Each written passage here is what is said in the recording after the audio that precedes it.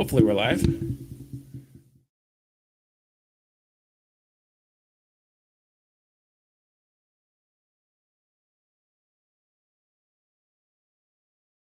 I'm just refreshing the stream. All right, and we're live. What's up, everyone?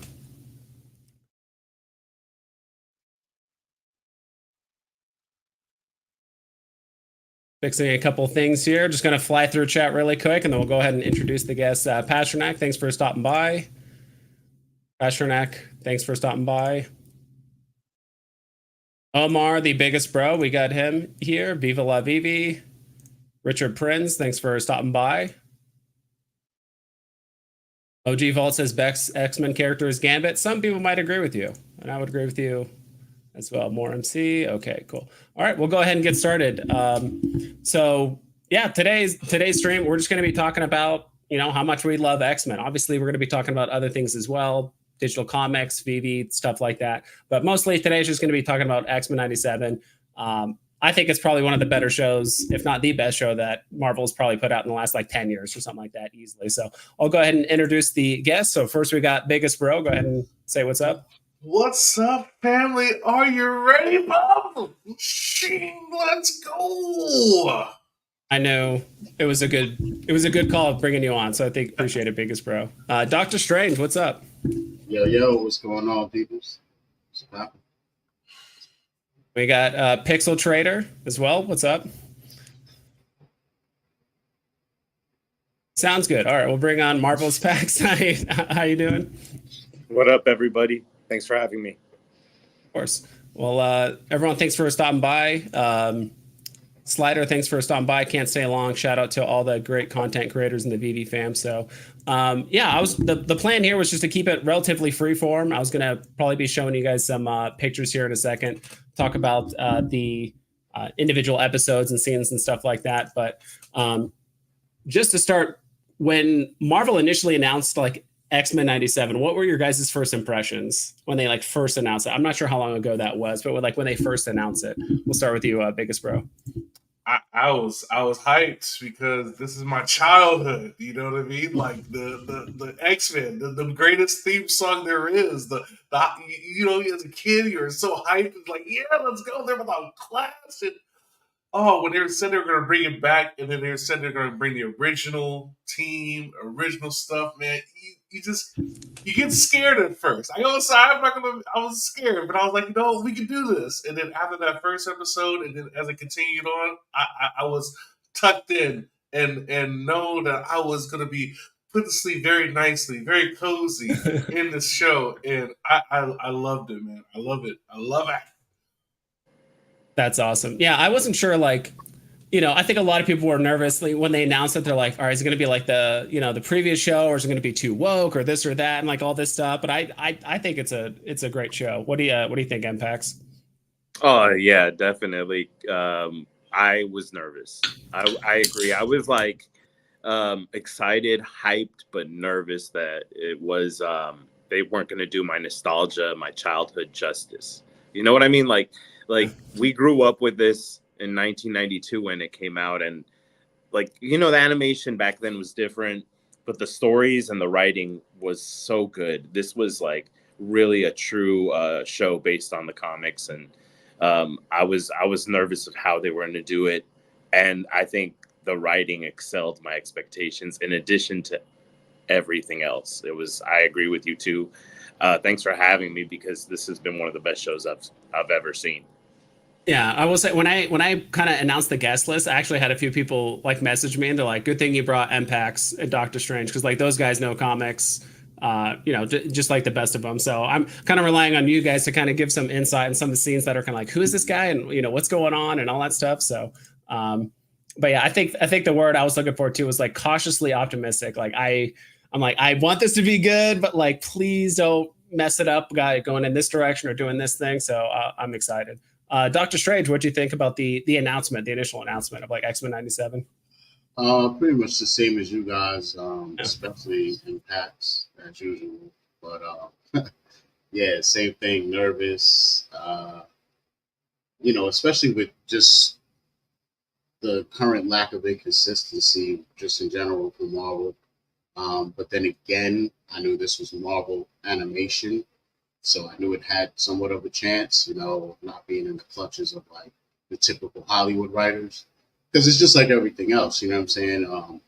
If something new gets greenlit and not enough hands are in the pot and they're kind of unsure, like Mandalorian, that's why you have such a wonderful first season, and then it kind of morphs into something else, and people get to say, "Whoa," all these different things. Mandalorian kind of changed; it went from like a western, and then they say Kathleen Kennedy got her hands involved and it changed. So, kind of got that little fear going on, but yeah, I think the writing was so well done on this that I wish that the writers from the animated series had their hands on the movies, because the way they were able to jam so many things that are in comics into this, it's like it just blew my mind. You know what I mean?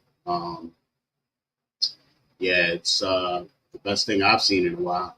That's for sure. It's great. Yeah, exactly. They did a great job of actually focusing on the characters. They really focused on each character, like what's their want, what's their need, and what do they fear. And I feel like they did an extremely good job with all that stuff. And I think a lot of that is unfortunately missing from like the other Marvel entertainment shows and movies they've been releasing recently. So yeah, the writing has been extremely well, and I've been happy with it so far. Pixel Trader, what do you think too about the initial like announcement? Like when they did it. Hey, you can hear me? Sorry, Yeah, I can hear you. Okay, I said step away. I was excited, yeah, for sure. Like everyone else here, and I think with a lot of series streaming now, you kind of have to take it episode by episode, because some series, not even just Marvel, just in general, you love the first one, you love the second one, and then out of nowhere it just flops and goes downhill, and you kind of lose interest. So that was my whole feeling through the series, and they just kept delivering and delivering. I'm like, I think this whole thing is going to be good, and it really, kind of caught me off guard that not just met but exceeded expectations. So happy to hear that. I'm also happy they kind of took more of a serious tone with this one. It wasn't so kiddie. There's definitely some serious moments. The action scenes have been improved. So I, like you guys, I was hopeless, kind of optimistically cautious. And then I was just really happy they delivered from start to finish. And hearing that season 2, I think, is done or almost done. And it sounds like, they're going to ride this. And I just hope they kind of keep that momentum, because I really, really enjoyed it. Mm-hmm. Yeah, and when they after the first 2 episodes, I was like, I was just thinking typical Marvel fashion. I'm like, this is great. I hope they don't mess it up in the next, because when they first released it the first week, there's first 2 episodes. First episode's great, and we'll take a look at some screenshots here in a little bit. So I actually took literally exactly 100 screenshots from episode 1 all the way to the very end that I'm just going to so the first few episodes I put a bunch of screenshots, and then towards the end I'm like, all right, this is taking a long time, so I kind of did it, but it's mostly just to prompt some ideas and having you guys talk about the show and stuff like that. But that was kind of my feeling. Yeah, so I'm stoked for it.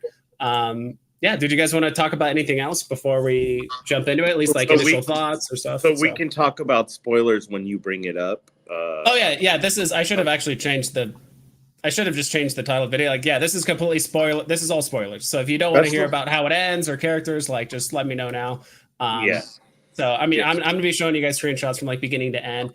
At some point, we're going to do a tier list video, kind of like ranking the characters. And we're going to do it like in a vacuum in the show, right? So it's like, obviously Wolverine has been beloved for like 40 years, but, he's not the iconic character of like the series, right? Like, so we'll talk about that in a little bit. But yeah, so this stream will just contain spoilers, so feel free to speak freely and talk about the comics and this and that. And hey, the comics that went this way, the show went that way. I think it was interesting, yes or no. So cool. Yeah. Anything else you guys want to talk about before you get started? Or I would be curious sometime in your live stream to hear everyone's favorite episode and why, because there's a lot of cool scenes, but I would love to see like which one like really hits you hard, because it's actually kind of hard to pick. Yeah, exactly. So yeah, some of it's tough, and some of the episodes kind of blend together a little bit. Yeah, maybe I'll show you guys some screenshots, and it'll kind of like refresh your memory and kind of like what happened throughout the thing. And then at the end, we'll kind of talk about what our favorite and like episode that could have done a little bit better. So, all right, so let's do this. So hopefully this will work. Is able to see that? Yes. So this is the first X-Men you see. So like episode 1, you see Roberto da Costa get captured and all that stuff. But this is like this is the first X-Men you see in the show, which I think is super cool. I thought they did Storm extremely well in this scene. What did you guys think when you saw this? Omega level threat. Yep. That is all I needed to hear, and I was like, yes, put some respect on Storm's name. So long has she that's the one thing I would say X-Men 97 did a great job. Respect was given back. Respect was given back to Storm, and definitely for me, Cyclops. Cyclops became that was the leader. He had the cojones. He was doing those Capcom Street Fighter moves, bro. You know, like if you were playing that video game, you were like, finally, man, it's like Cyclops is like kicking some ass, you know? It was dope to see. And his dialogue, the voice actors that came and paid respect, RIP to the voice actor that played Cyclops. But this new one did a great job, you know, paying homage to that late voice actor. I forget his name.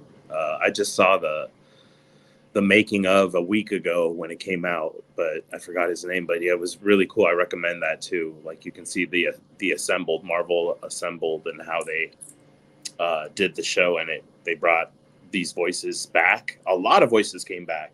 The original voice of Gambit ends up being the voice of Cable now in the new show, and then they recast a new Gambit voice.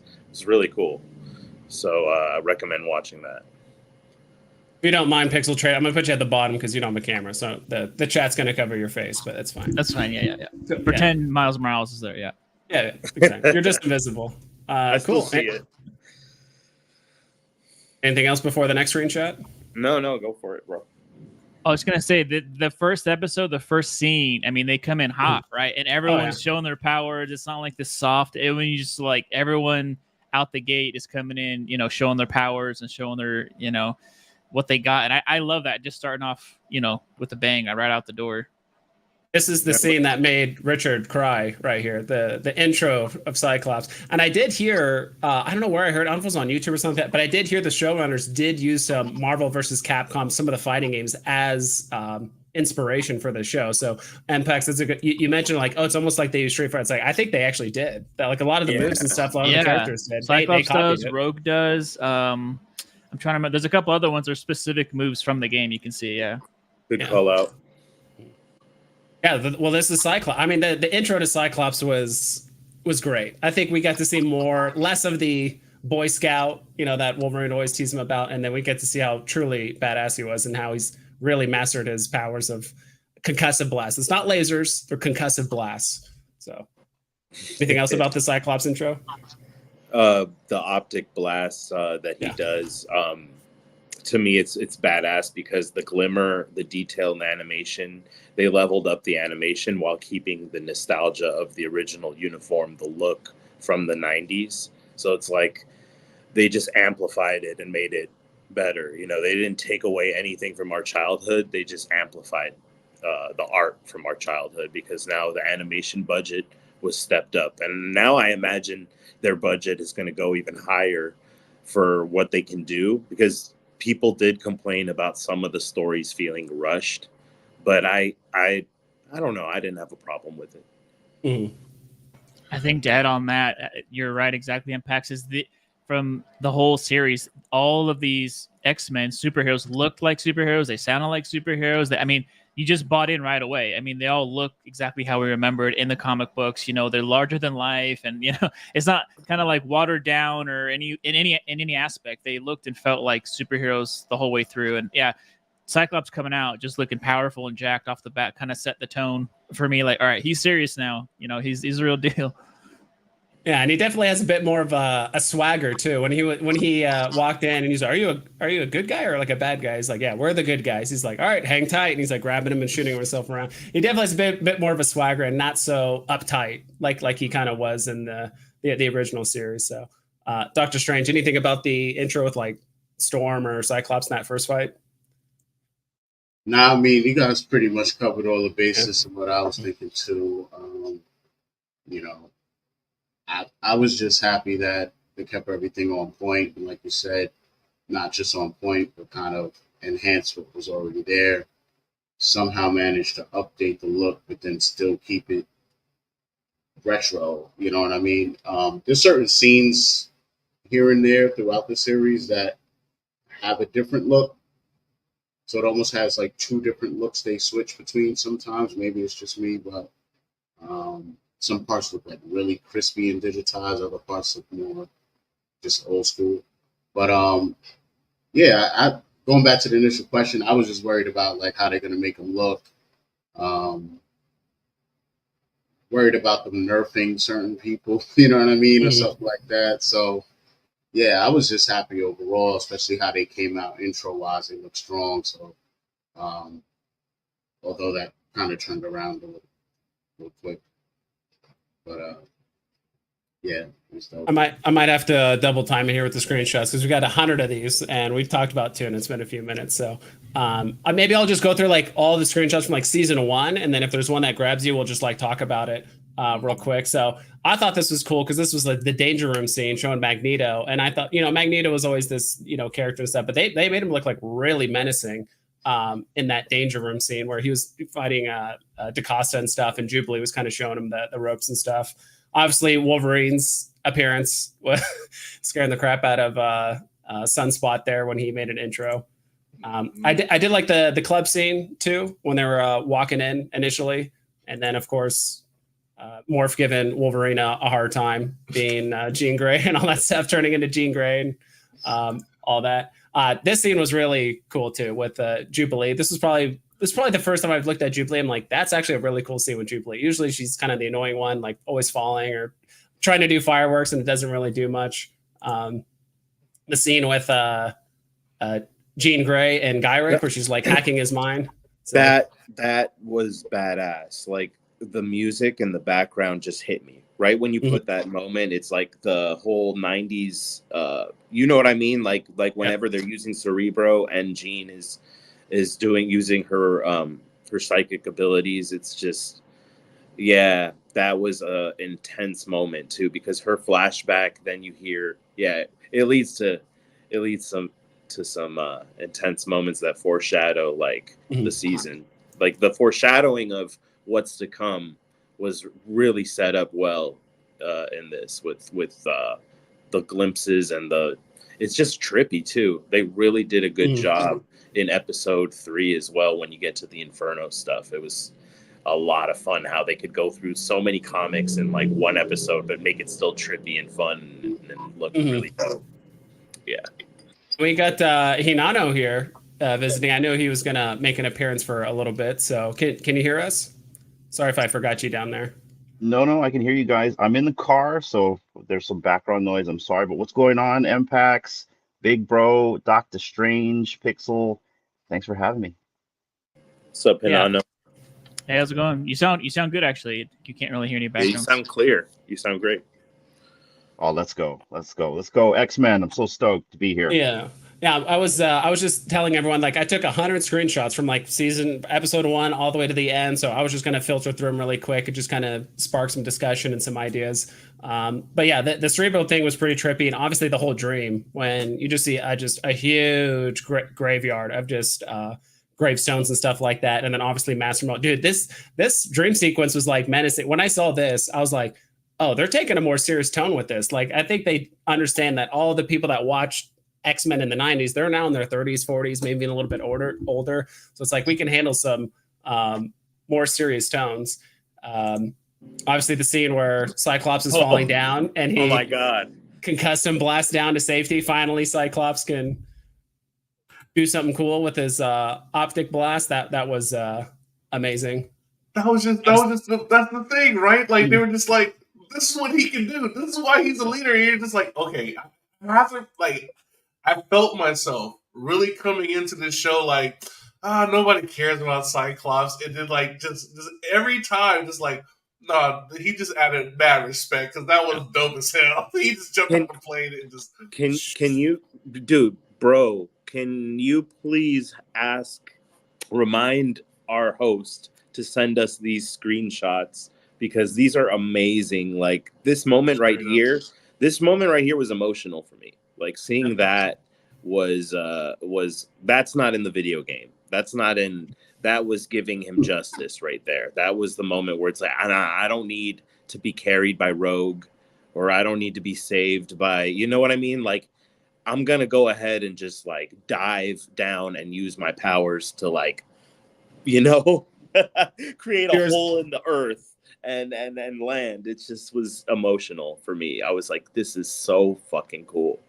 Yeah. You know, I'm with you on that one as well. Impacts. Like, can I jump in real quick? Because guys, this scene right here, it made it for me too. I got goosebumps when they're just literally like floating down, and he blasts down on the ground, and then he says, "My X-Men." And then there's one point at the end of this too where they zoom into his goggles, and you can see his eyes. And yeah, I just got goosebumps from this whole thing right here. For me, this is like my favorite episode, just to answer Pixel. But yeah, I just wanted to add that in there. No, yeah. Whenever you guys want to talk, just jump in. So. Yeah, that was a good take. That's already, he already threw it in too, just in case he's got to go. It's like, that's my favorite episode, right? I'm like, really, dude? But I can't hate. Look at that picture right there. You've got them all like behind their leader, ready to go to war. It's badass. Yeah, I was trying to take a screenshot without the little visor like flare, but it just worked out perfectly. I'm like, I'm just going to keep the screenshot. Screw it.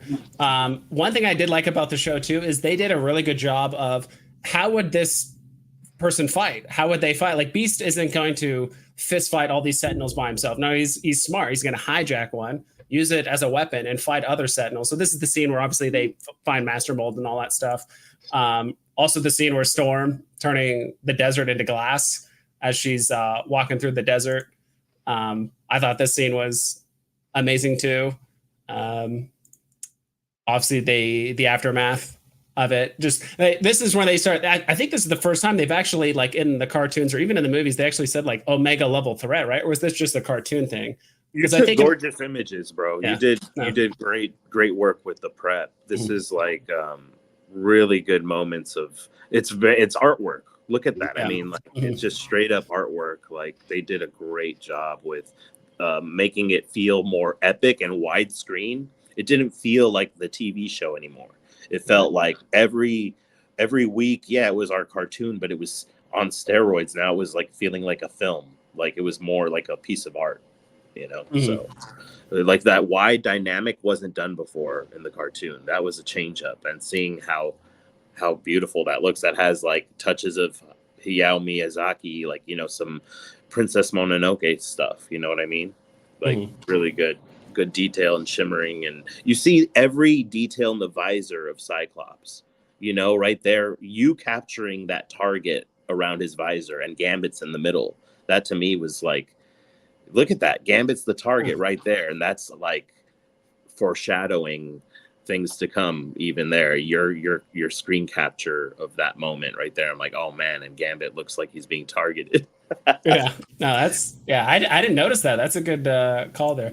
A few more screenshots of episode 1 and we'll go through it. Obviously this is the scene where Wolverine gets chucked, or actually he bounces off of Morph to cut off Master Mold's head. I thought that whole scene was a little far-fetched, but it's just cool. It's just the rule of cool, right? Like, okay, is the most realistic thing? Probably not, but it's just the rule of cool. And I'm glad they've kind of let X-Men have a little bit of fun, but also be very serious at the same time. And then towards the end, I thought it was kind of cool with Sunspot, having his arm glow. And he kind of mentions, I think the quote was, he's like, X-Men, he's like, I don't even want to be myself. And I think X-Men's always been about this kind of tackling internal issues, social issues, political issues, just like multiple levels. And they've done a very good job of making that pretty subtle. I think a couple more screenshots, obviously classic X-Men playing basketball. That's just what they do. And then at the end of the episode, Magneto kind of just saying like, hey, everything Charles owns, he gave it to me, so you guys are my X-Men now. I love that play on words too. He says, to me, my X-Men, that Cyclops said earlier, and then he says everything he belongs, is now mine, or it's my X-Men or whatever. So anything else about the episode 1 or those last screenshots I showed? Yeah, I'm just real quick, I was gonna say I love the fact that we got to see Morph through the whole series, because you're introduced to him. I mean, I was pretty young when the first one came out, but I think it's the first episode they introduce him, the Night of the Sentinels, and then he's just gone. So you don't really get to learn a lot about him or his history unless you like looked into the comic books. But in this one, he's there, he shows his powers, he's part of the team, and I like that part, that you get to kind of experience some Morph in a new way this time around. But then also, that was such a trip. The last part, like you said, it's like wait, Magneto, like the main bad guy is our leader. Like, what is going on here, right? So that was, I think, a great way to end that episode and kind of get you thinking, like, all right, this is going to be a different kind of series, because I definitely did not see this coming. Yeah, like even for me, like I said, I just on this episode I got so like Cyclops is that guy. That is the leader. They're gonna go behind him, and then Magneto goes, "No, you're my X-Men.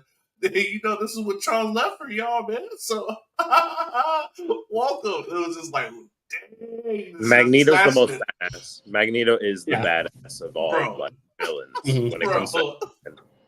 Hands down. Hands down. Gotcha. Cool. Anything else about episode 1 before we jump into episode 2? Got some more screenshots. And I'll probably just go through all the screenshots from beginning to end. And then if you guys want me to jump back to a different one, or if it sparks a discussion, let me know. So. I would just say episode 1, I think, set the tone for everybody, because everyone's waiting on the, and it's like, all right, if this first episode is not, horrible, then, maybe I'll give it a chance. But it went from, like I said, everyone had high hopes. It could have easily flopped at any chance or let us down, but it delivered from start to finish. And everyone's like, all right, I think this is going to be pretty good. I'm watching the whole series, I guess. Here we go.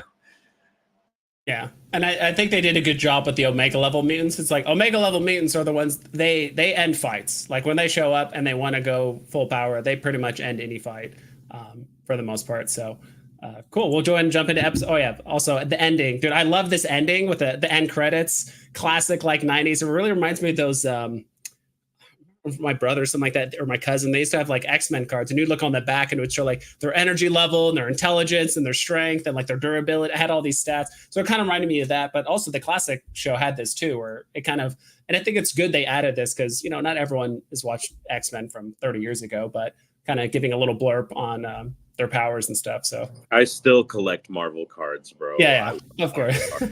You know me, man. Yeah. Awesome. All right, we'll go ahead and get to the next one. I like this scene, and there was a quote. So this happened relatively early on, where they're kind of discussing like, hey, did he put Magneto in charge? And Cyclops is like, I think Charles Xavier made a mistake.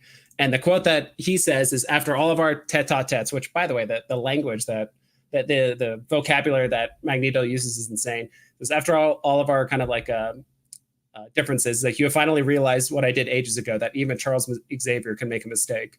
And I love that line. I was just like, wow. And it's almost like Scott Summers is like kind of distrusting, and you're kind of even through the show, right, that you're like, all right, what's Magneto really up to, or Magnus in this case, what's he really up to? But the whole time Magnus is like warning Cyclops throughout the show, like, you need to be vigilant, you need to be wary.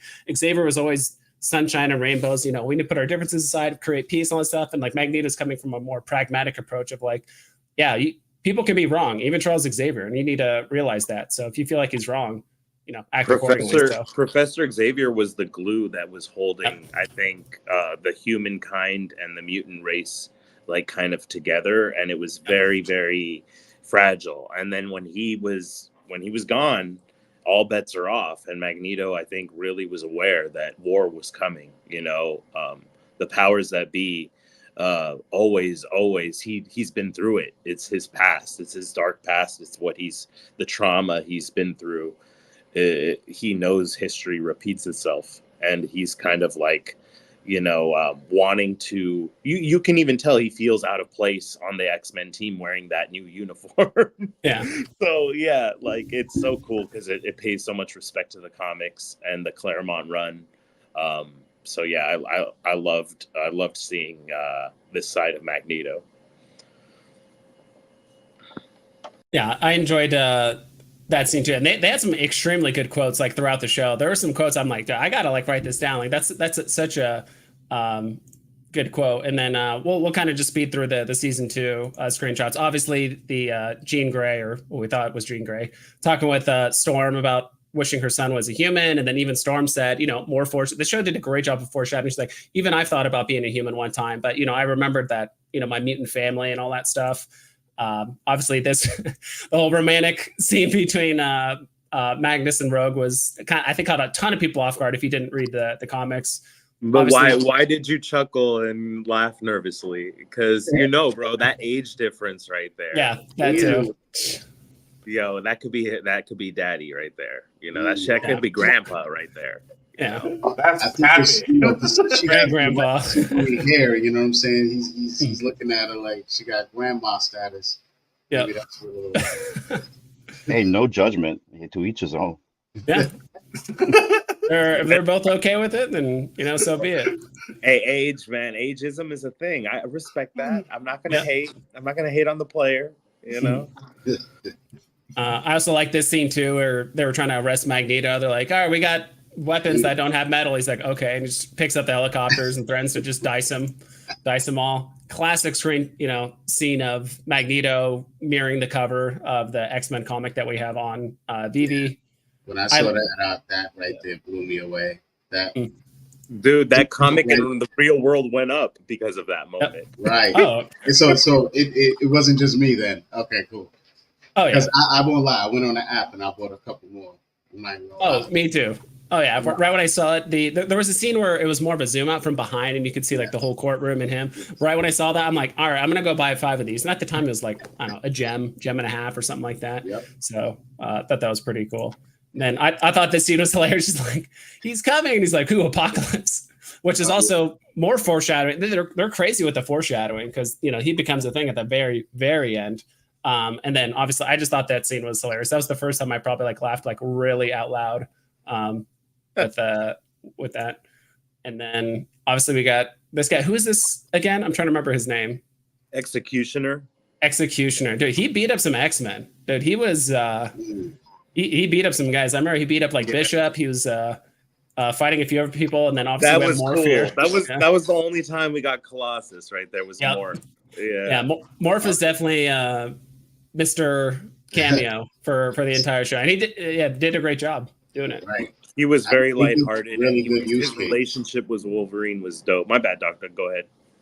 Nah, I agree with you totally too. No, I was just saying they really gave him a awesome use case in this series, especially compared to the first go around. Like, it was the perfect excuse to pull out all those cameos, like you said. I was just like, oh my God, they're really killing me right now. I was almost getting scared to see who else he would use next. And then what made it dope is whoever he would use or switch into, he would really use one of their main powers or strengths or characteristics. So I was like, damn, they're killing it. I just couldn't believe it. Because it was still early on. So you guys, like Pixel said, you were kind of waiting for them to make a mistake, and then it's going to start going downhill from there. And it just never happened, man. Well, I think too in this one, I liked this episode and this scene because you always hear the humans don't like us, or they don't get along, but you don't only get to see or hear why. Besides, you're different than us.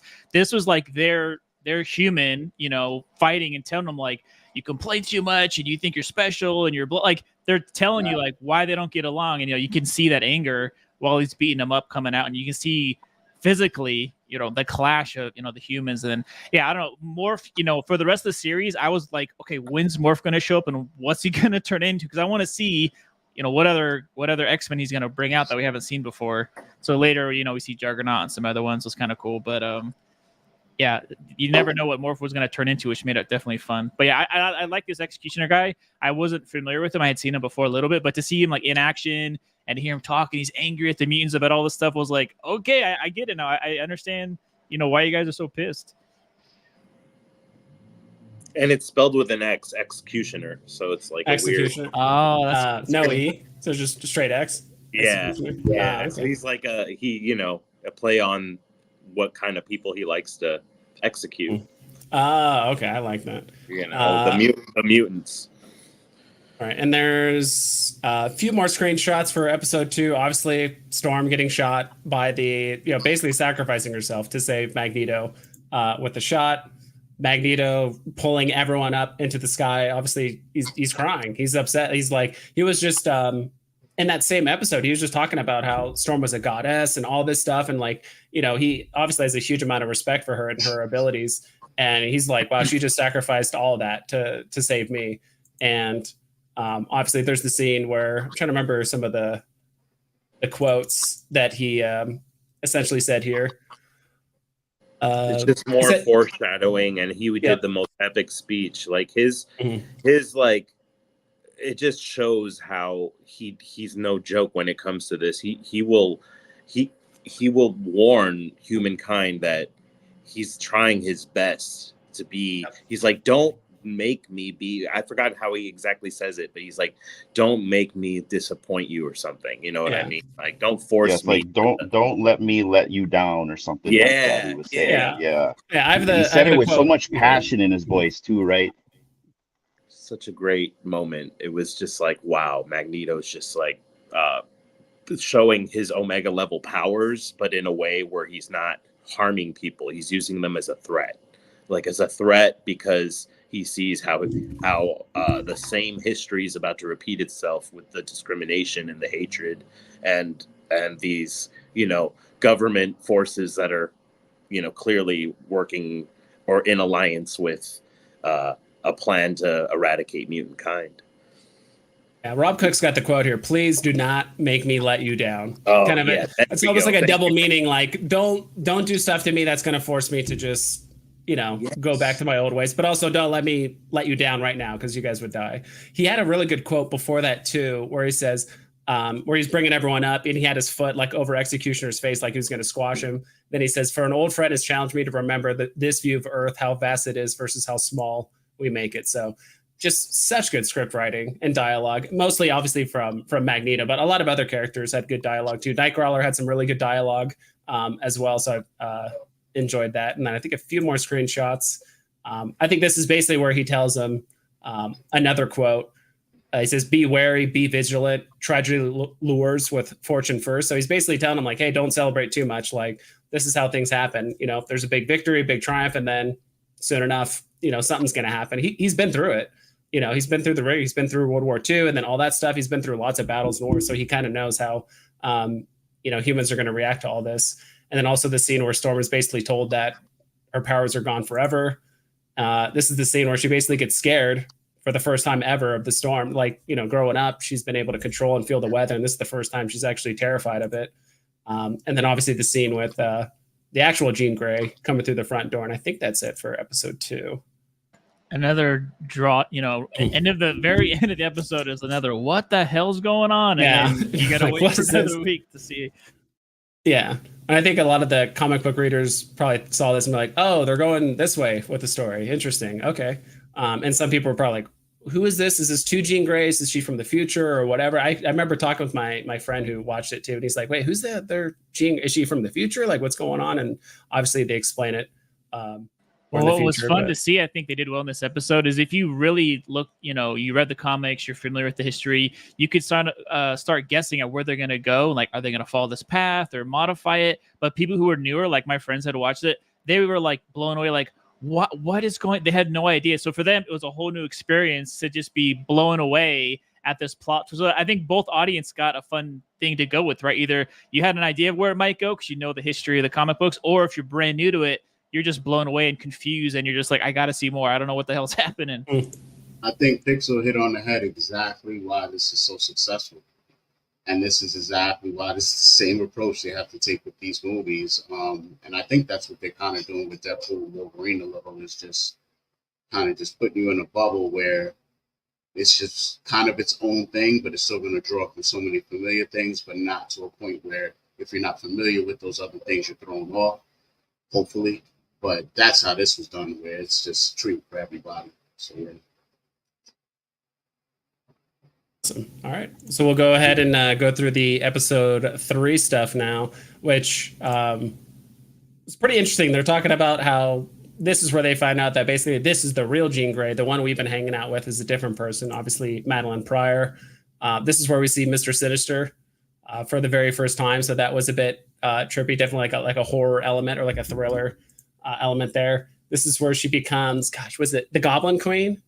I really wish they did this like Goblin Queen thing a little bit longer. It's almost like it's almost like her version of the Phoenix, kind of in a different way, right? And so she kind of comes out and then kind of goes away about 10 minutes later when her and Jean kind of start talking it out and stuff. I mean, there's some cool fight scenes which I didn't take screenshots of, but so my theory is that she didn't go away. That like my theory is that the Jean Grey, that Jean Grey was killed on Genosha, and that we still do have Madeline Pryor. Like I think that because they're exact clones, they carry both they carry everything. So she carries now the Phoenix Force and those Goblin Queen memories. So I feel like they can easily, as writers, get creative and figure out how to bring that character back. You know what I mean? Because clearly, like, I know it just seems like it's an easy way to kill off one of them with what happens on Genosha, but I don't buy it. The X-Men aren't like that. You know what I mean? It's usually way more complicated, and then it becomes consequences down the line in future seasons. So I feel like we were teased on it, and we'll probably get more of like what really went down again, because Mr. Sinister, yeah, he's been defeated for now, but he's immortal still. He just looks hideous. He's just. Hey, I noticed that they kind of just let him like run off. I think it was like that towards the end, he had his face all disfigured, which I have screenshots of later, but his face is all disfigured, and they just kind of like let him run off. I'm like, oh, they're just gonna like let him leave. Okay, whatever. And they may have made him look kind of weak and like not the main villain, but he's still an evil scientist, and he's gonna figure out how to come back stronger. So yeah, it's. He's still a genius geneticist, right? At the end of the day, so he could probably figure a way back in. I'm just gonna fly through these little nightmare sequences that a lot of them. That's an homage cover. That's a comic homage cover for Jim Lee as well, like where she's in the Savage Land look. Yeah. Obviously, there's the scene with Morph and Wolverine in the shower, but it was kind of like a nightmare scenario. Then obviously, this is when Cyclops and Bishop are together, and obviously he's having. And none of these were all just like hallucinations and stuff, right? But it was it real? Or I guess it was real for the most part. But, yeah, those are powers too. The Goblin Queen. Yeah. And then who's this? I've seen her before. She's talking to Bishop. Siren.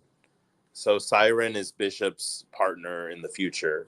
She didn't time travel back with him, but she's gone on a lot of time travel missions with him, and Forge is also like their leader in the future. So like it's like on that timeline. So like it's to get in his head by putting someone he cares about the most.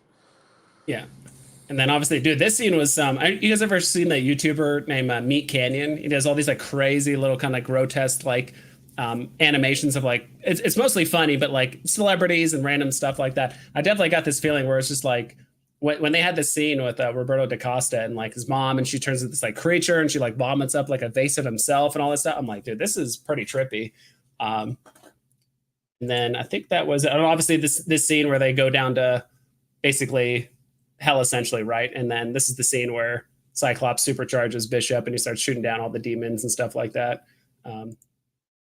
I like this scene. This scene was awesome because all these pictures that you see here are essentially just comic covers, right?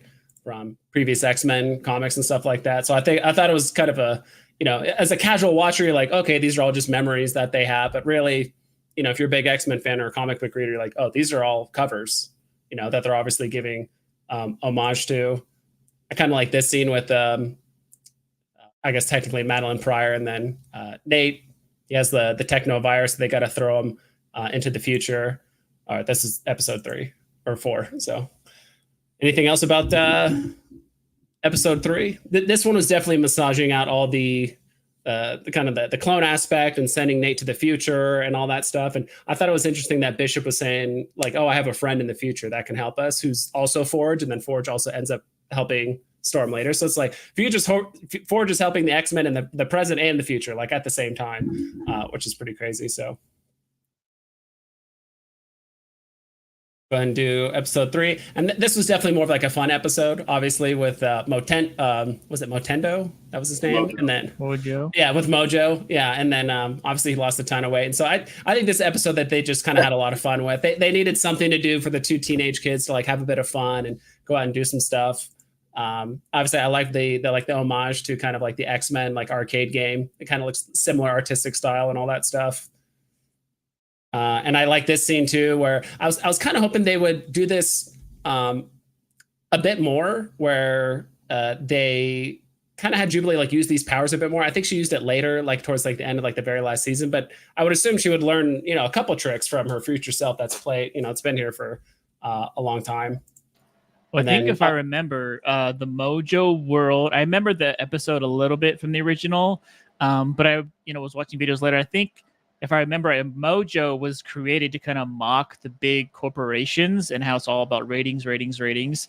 And I believe I don't know if it is exactly correct, but they were kind of talking about how X-Men was doing well, but they're kind of struggling for money and budget. And then like some things start to kind of go downhill as the series went on. But I believe this character, like a lot of superheroes, they're created out of like a real life, you know, scenario, either to poke fun at something or pay respects to something in real life. And I believe Mojo is kind of their way of poking fun at, you know, just the giant corporate media. It's just about attention and money and greed and, you know, stuff like that. So that was kind of a superhero based on that, and that's exactly his character, right? He's all about eyeballs and attention, and so I kind of like him as a character in that way, even if he's not like the most serious or dangerous. That he's in that universe. What's up, Kryptoni? And then picture for my song, something like that. Cool, Kryptoni.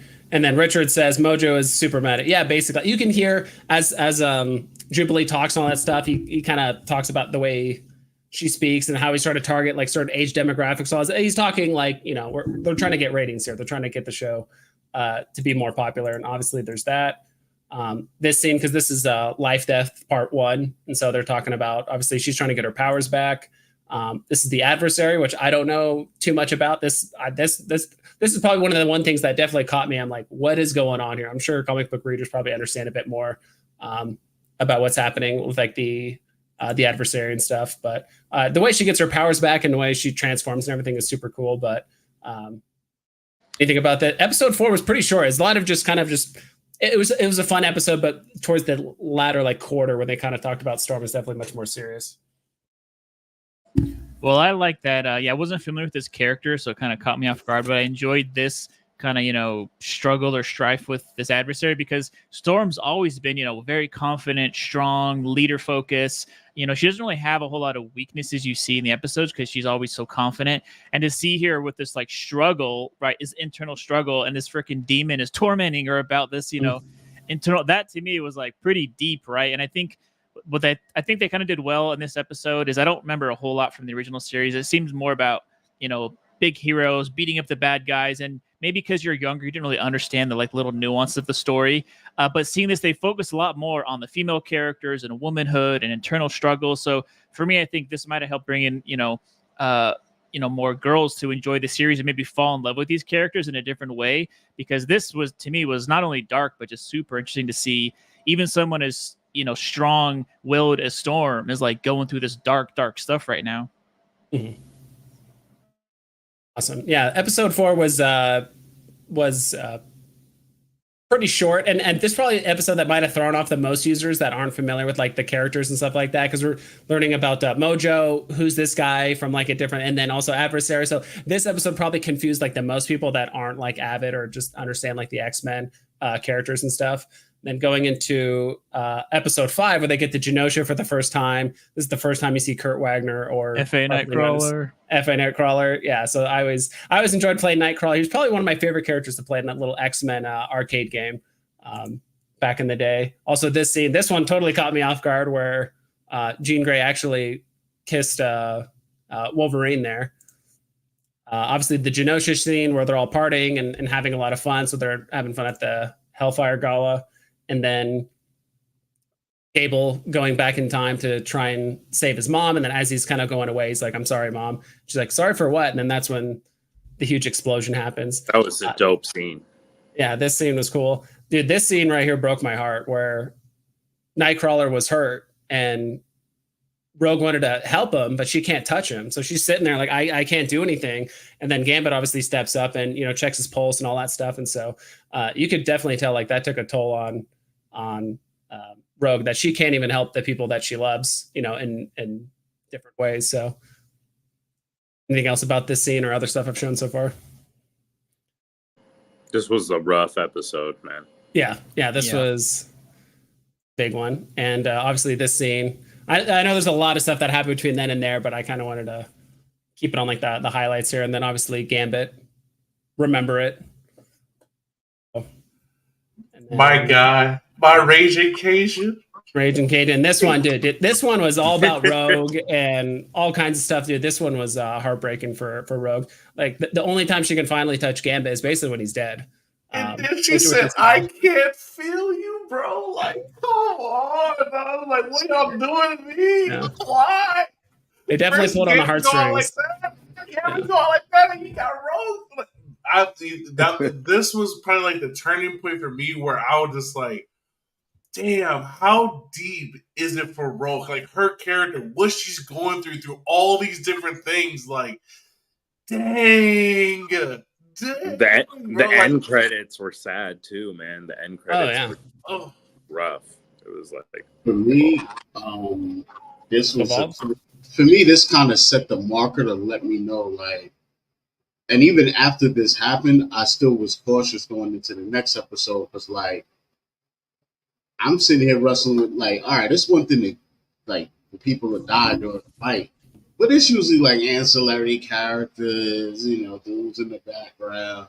So, like, first of all, I'm just taking in the enormity of the depth of the crater that they're chilling in right now, and I'm like, that must have hurt. So then, when she said that, I'm like, oh, it's serious? Like, for real? Y'all are for real? Like, dudes is out of here?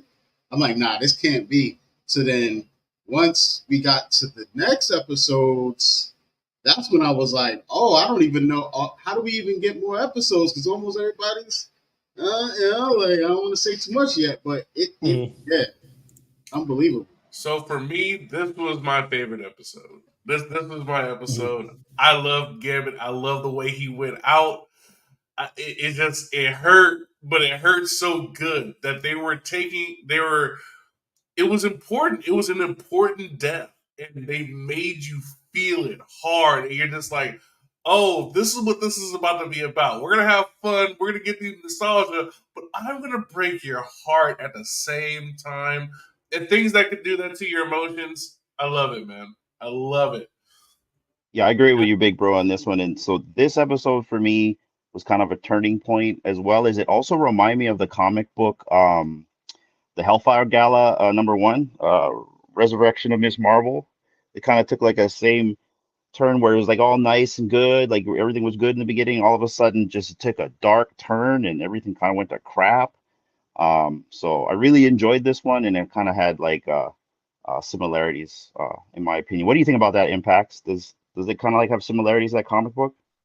Yeah, I agree. I think for me, this was my favorite episode because it caused the stakes to be leveled up. Now you got to see the relationships that were built, and now it's like nothing. You felt like nobody was safe. If they could do this to Gambit, we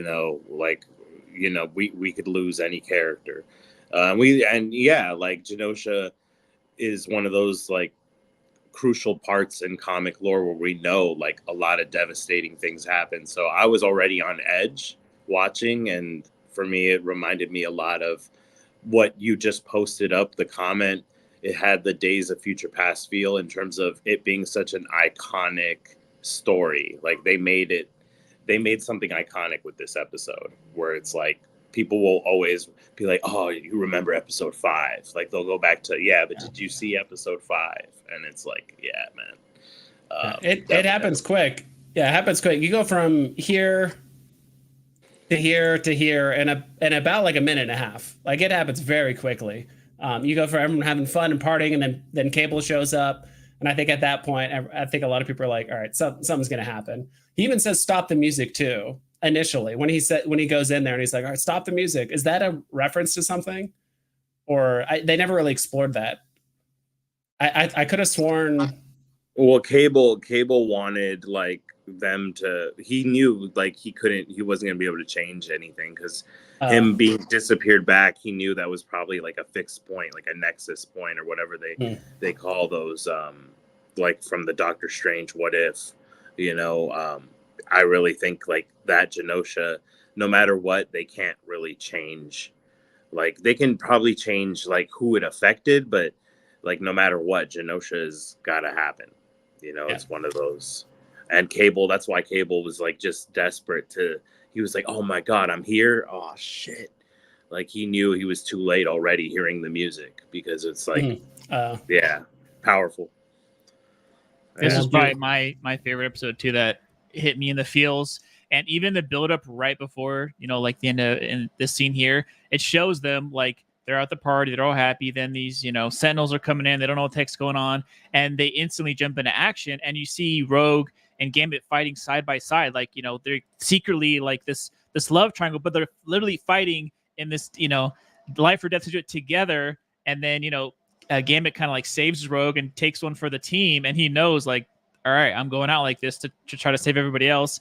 And then right after that, they lose him, and like you guys said, this is them showing that the X-Men can actually die. Like the stakes have been raised. These Sentinels are no joke anymore, and it's not like before where you might get beat up or captured, but you're fine. Like no, you might die, and actually they are the underdogs. Like at this point on, you kind of know like the X-Men are going uphill. Like they are actually. They might lose this battle. So this moment it hit in the feels. And I do like Impact said it ended on like a very dark, quiet note. It was, I don't even remember what it was, but it was just very solemn and like sad. And like, they wanted you to cry. They wanted you to go out in tears on this episode. I felt they like definitely hit the emotional note. Right on that moment, right there. I think it ended like with Rogue saying, "I can't feel," what's going down in that screen capture. And then when it goes to the credits, it's just the quiet X-Men, end credits, like where it's just to a sad tone. It was like just piano. It was like just the piano version of it. Yep. And all the keys are played in such a way where they feel really, like it's a lament, it's just completely heartbreaking. And yeah, I was tearing up because for me, I've never seen animation at this level, and I was just like, this is a work of art they're doing.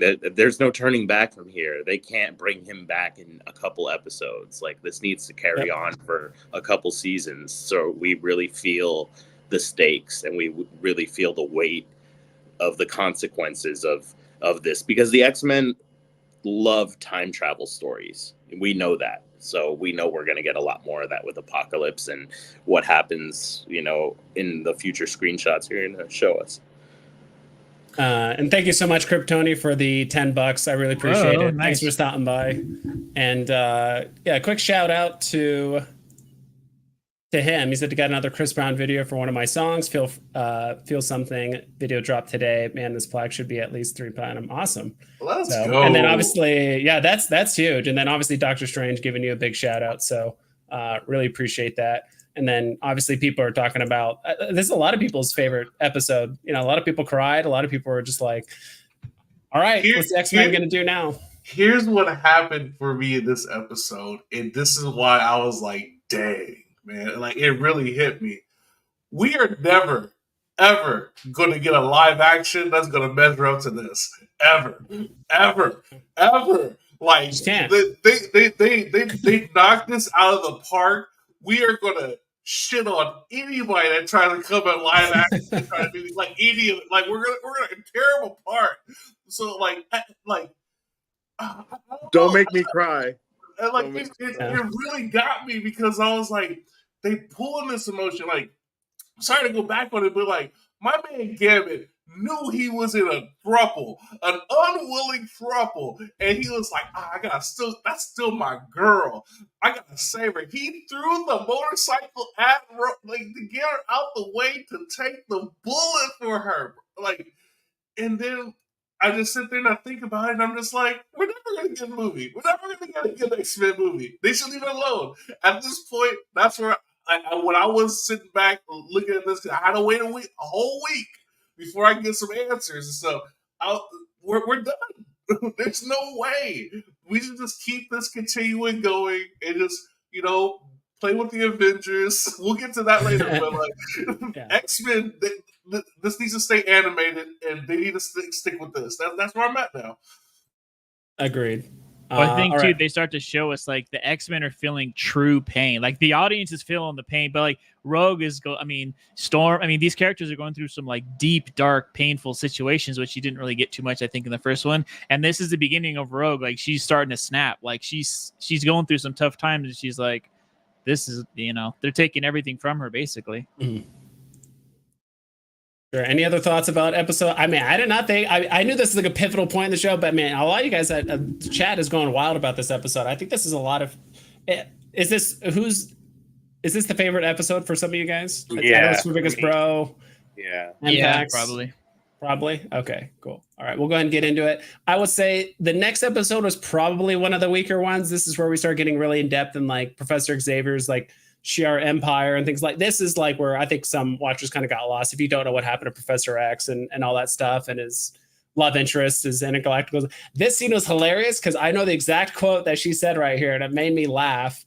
That said, Xavier would see his Milky Way ghetto become our new home, our new throne world, and I just thought that was so funny, and just how it just kind of just shows how little she thinks of just Earth. And on top of that, she's like, he's not even human. He's a mutant human. He's not even like a pure human or anything like that. So it's like, man, they're getting prosecuted domestically in the Earth and intergalactically. Like no one likes the mutants for the most part. So I thought that part was pretty interesting. And then obviously when they're challenging his loyalty to, back to Earth and humanity and all stuff. So he's like, all right, I'm done with this. I got to take you guys all to class. So he psychically takes everyone to class.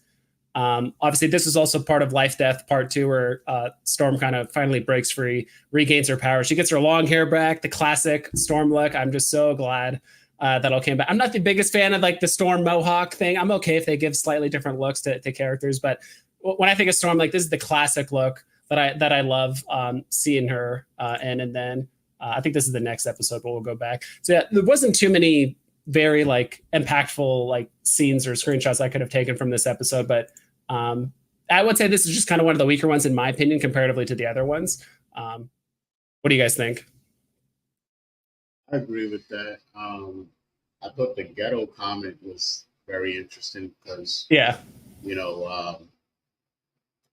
we all know, there's a lot of things said as far as similarities between Malcolm and Magneto and Martin and Professor X, and then, mutants is supposed to represent Black people in the civil rights era.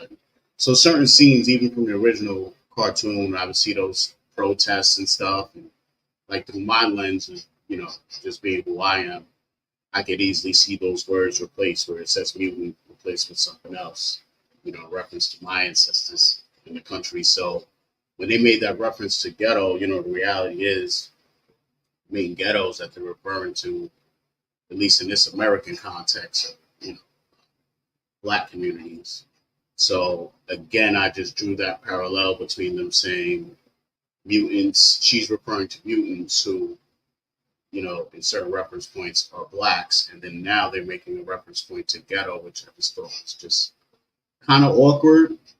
I guess it's funny, but I just didn't know how to process it. That's just, through my own lens and me just being me, you know what I'm saying? But that would be my input with it. I just thought it was a little weird to infuse something like a word like that that's kind of just something from an earthly, it's an earthly construct, you know what I mean? So, just interesting. And I think... Sorry, go ahead. Go ahead, Pixel Trader. I was going to say, there are, if I remember, there's other times in the episodes where they use language that's Earth, and you're like, how would they know that? So it's almost like you find out later, like either they're spying on Earth or they're learning about Earthlings or mutants. So like they sometimes will pull terms, like you said, either in a negative tone or to characterize a certain way, and you're kind of like, these are aliens, but they're occasionally they will use terms that only you would know if you're familiar with Earth. And this story, or this episode, I think was a lot more story building, kind of like getting you ready for more things.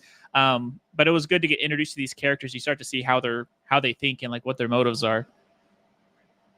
Yeah, and the writers know what they're doing, and the writers know that their word choice is very intentional. So I think they're using these words to be very thought provoking and to get you to think about not only just the story, but how does this reflect in real life too. Impacts.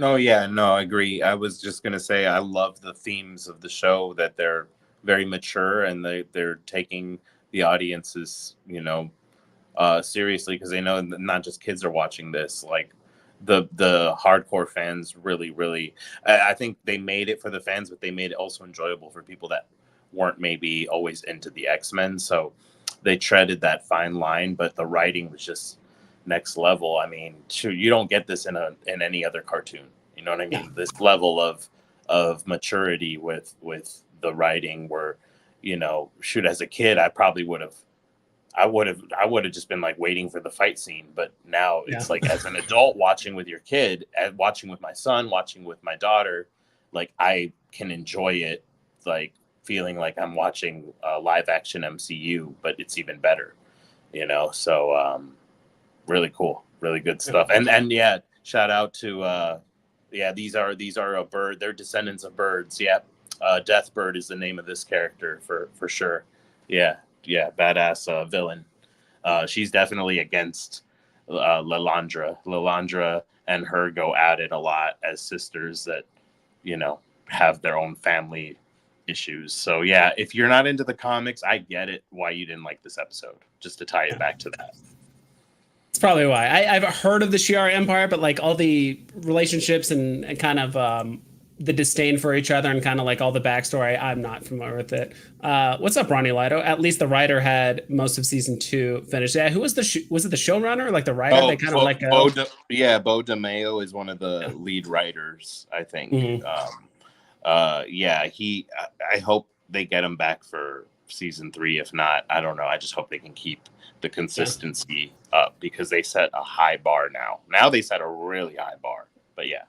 You know, I totally forgot about that guy being the writer. That's the black dude, right? Yes. He's amazing. Okay, so now the whole ghetto reference being written into this, now it's making more sense to me. Yeah, he had a lot of cojones, a lot of balls, bro, to do what he did. He stepped it up in a lot of ways, and he did it because of that. A lot of X-Men fans are African American, and a lot of minorities were X-Men fans. And of course, a lot of the gay LGBTQ community grew up on X-Men comics because you're kind of cutting out. It was all about loving each other for our different. You might have to jump out and jump back in.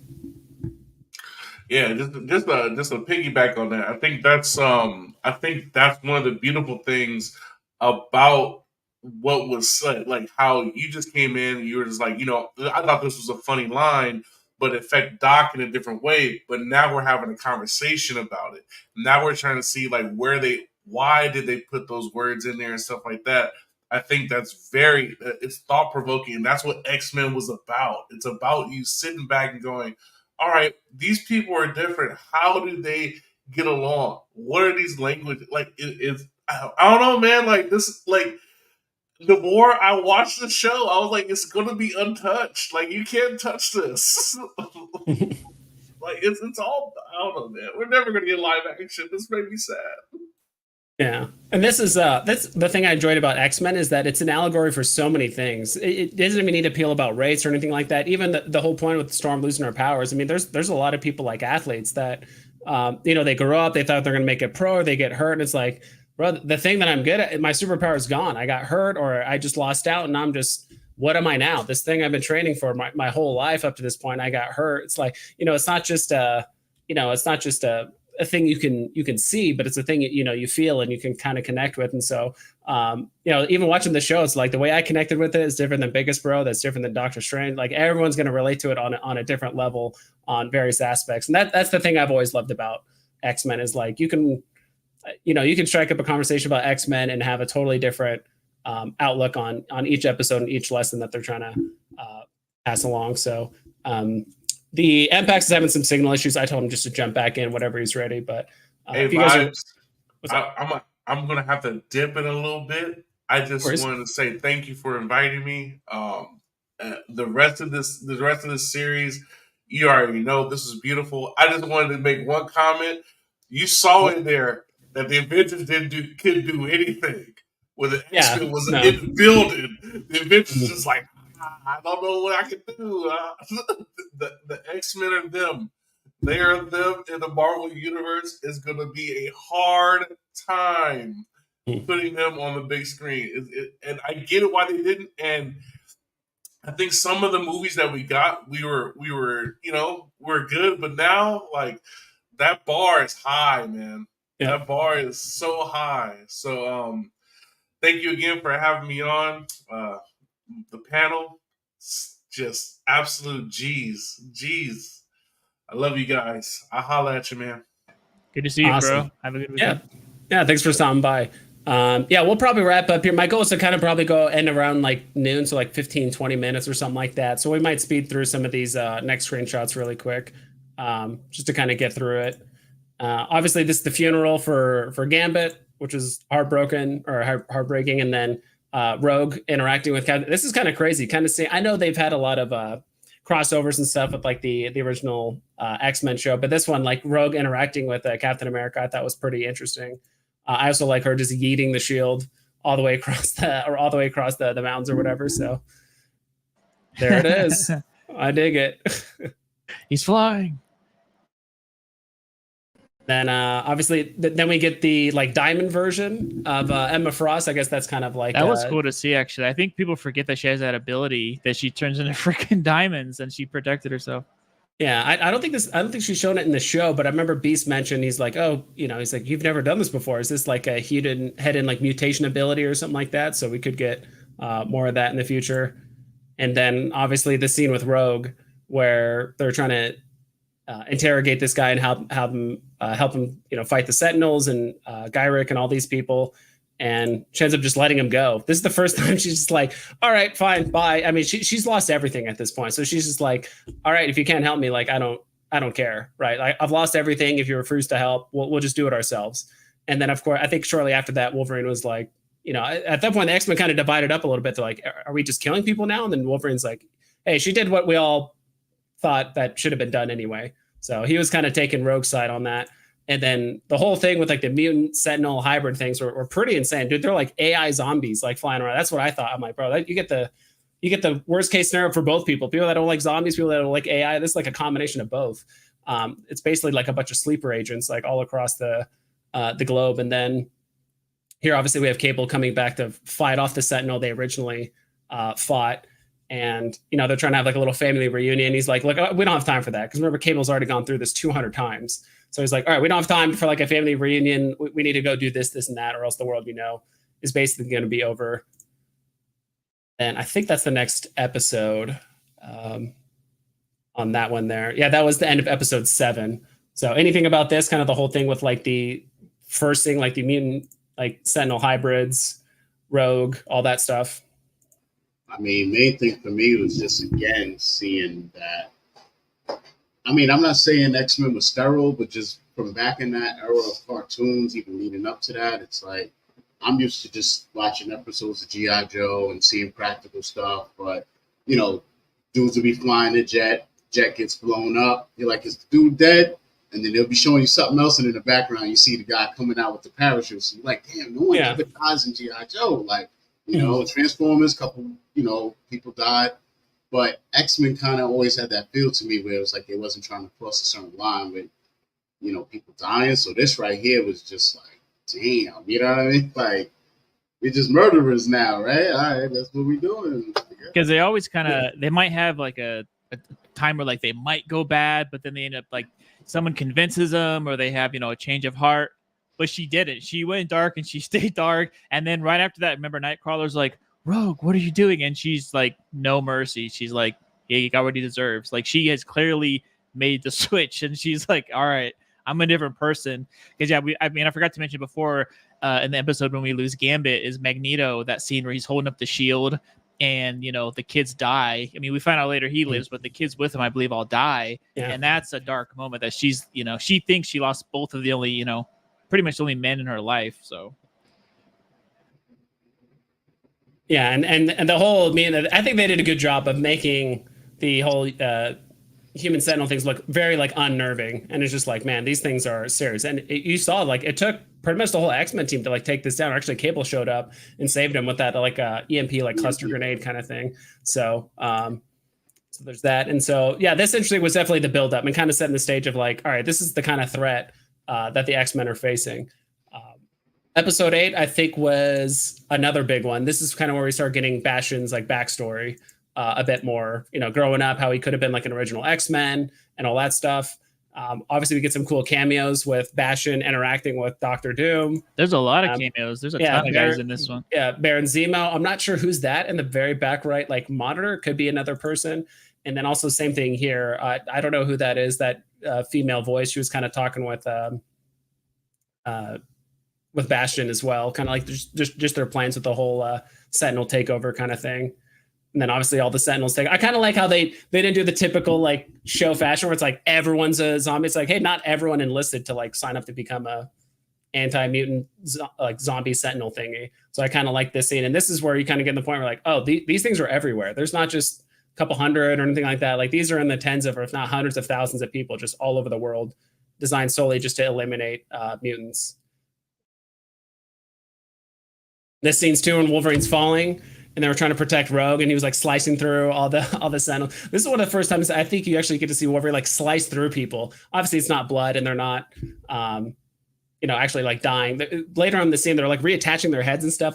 There's a certain point where I'm like, all right, how can these people be converted back to human when Wolverine's like cutting their heads off and they can put their head back on? I'm like, at that point, are they still human? Like, what's going on here? So it's just kind of a funny thought. Obviously, we have Nightcrawler here with the 3 swords. This is a fun seeing them together in there. Yeah, fighting back to back. Just basically just a lot of knives and blades going out. The teleport scene was really cool too when he stabbed the Sentinel and Nightcrawler teleported them to a different spot. And then obviously Jean Grey still being a mom. Is this still the same episode? Yes, it is. Like 2 more screenshots. The same episode. I thought it was kind of funny that towards the end of this episode, it was like Jean Grey and Scott Summers were still trying to be like a dad to Cable. Tell him like, put on your seatbelt. And then he was like hanging out with his dad driving a Corvette or Camaro, whatever he was like driving. I thought that part was cool. And they're talking about like the Summers family. So I thought that was kind of nice. There was some family aspect to it. So even though Cable's probably older than both of them and seeing way more stuff, they're still like trying to look out for him and trying to be the parents that they never could be while he was growing up. And then obviously the huge scene with Magneto doing a huge EMP wave over the whole world, basically declaring war on humanity at that point. So yeah, that impacts back. His famous 2 syllables, enough. Yeah. Yeah, I mean, you talk about, there's a phrase like when the world goes dark or things go, I mean, it literally went dark, right? He just shut everything down. And you get these glimpses. I've always loved when Magneto, there's a scene with him like against a big army or a police force, and he's always holding back, right? But then sometimes he'll just like push him aside and show his power a bit, right? Just leave me alone. I can destroy you all if I want to. I'm not just going to let you be. But this is him just like you said, I've had enough. This is it. All right, everything's getting shut down until we figure this out. Speedo Magneto in full effect. Yeah. I've always felt like Magneto would have gone all out if he'd never met Xavier. I think Xavier was always that kind of voice in his head. It's like, all right, hold back a little bit. We're here to like still make There's still some good in you. Yeah. Yeah. All that stuff. So there's also the episode 2 where we get some cameos. This is where we see Spider-Man. You can see the EMP wave going over the sky and he's like doing a backflip. We also see Silver Samurai out in Japan and stuff like that. So this is the first time we see the decent amount of, I think this is the same episode 2. We see Captain America as well as Iron Man, I believe. Maybe I think it's after this because then they initiate the Magneto protocols and they like meet up with everyone. I think Omega Red too, right? Don't they show his like chamber and like the power shuts down in his chamber? Yeah, like yeah, it's all the kind of like Russian mutants and stuff like that. I don't think I got a screenshot of that one. But the next episode, basically, this is when Charles Xavier comes back because he hears about all the bad stuff happening. So he leaves the Shi'ar Empire. He comes here. And this is like basically Cyclops turning his back. He's like, you were gone this whole time. You gave this power to Magneto. You literally caused all of this. And there's a certain point where most of the X-Men are together and they're kind of making a game plan. And Charles Xavier's like trying to talk to them. Like, all right, we need to do that. And he's like, nope, you do this. Gold team do that. Blue team do that. We're going to go. Just completely ignored Charles the whole time. And he's like, all right, you caused all this. You're not going to get us out of this situation because you're the one that got us into it. Obviously, having Rogue and Sunspot kind of defect from the group, Roberto da Costa basically said, all right, I'm going to side with Magneto because my parents basically turned me into the Sentinels. And Rogue, with everything she's lost, she's like, I don't, I agree with Magneto. And I think this is also the episode, maybe it's the previous episode. Someone, I don't know if it was Magneto or someone said like, basically Magneto was right from the very beginning and we should have listened to him. And do you see how he goes back to his OG uniform? Rogue's wearing her villain uniform for before she was on the X-Men team. And Sunspot, of course, is in his full power mode. So yeah, I just thought it was really cool seeing that with the Northern Lights. It looked dope. Now, Pat's question is this pretty much how they start getting into the whole House of M storyline and all of that? I mean, the way I look at this animated show is that it was beautifully done in terms of mixing it with some of the old storylines and some of the new modern books. But I thought when Magneto was up there and he says enough, I thought that was foreshadowing what Scarlet Witch did when she said no more mutants. You know, it was just very much like, and then later on you see him in the mental thing with Professor X, and you see his siblings on the boat. I mean, his siblings, his children of the atom, so to speak. I think there's a few more screenshots. This is episode 9, so we're pretty much almost at the end here. I thought this scene was kind of cool too, where he finally tells, so I've been waiting to this for a long time. Shut up. I'm doing my thing.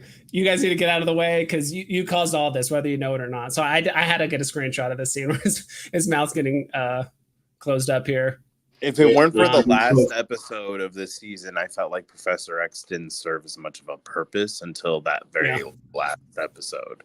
But obviously, you know, Professor X is very powerful, and him not being there is what I think led to the vulnerability of the X-Men. But I just felt like they could have done without Professor X for a full season and then brought him in for the next season. Just was my opinion. Yeah, they could have wrote it that way. I think I watched this when it all came out and just one run, and I haven't really revisited it yet. And honestly, I just realized I didn't even get to see the last episode, which is crazy, right? But for me, so far, I think this is the episode where, you know, what happens in the comics and then they put it in. I think this is about to happen.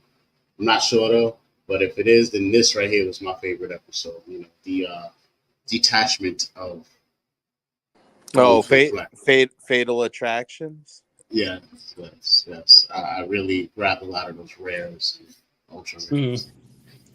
All right, and then that's episode 9. I did like this scene too, where basically Madeline Pride, you know, they're fighting, you know, I think this is Gold Team that was like fighting Mr. Sinister as well as Bastion back on Earth and stuff like that. And this is basically mind-controlled Cable by Sinister fighting Madeline Pryor at the same time. And so Madeline Pryor basically pulls in Cyclops, and I was witnessing basically his son killing his mom, essentially, at the same. He's just witnessing this, and she's basically saying her kind of final goodbye because he's about to obliterate her. So if that's not scarring, I don't know what is. And this is where Cyclops actually they actually managed to get the helmet off, and Professor Xavier's controlling Magnus's mind, and then Cyclops actually shoots his chair and like interrupts the mind control. He's like, Gold Team needs more time. We can't do it right now.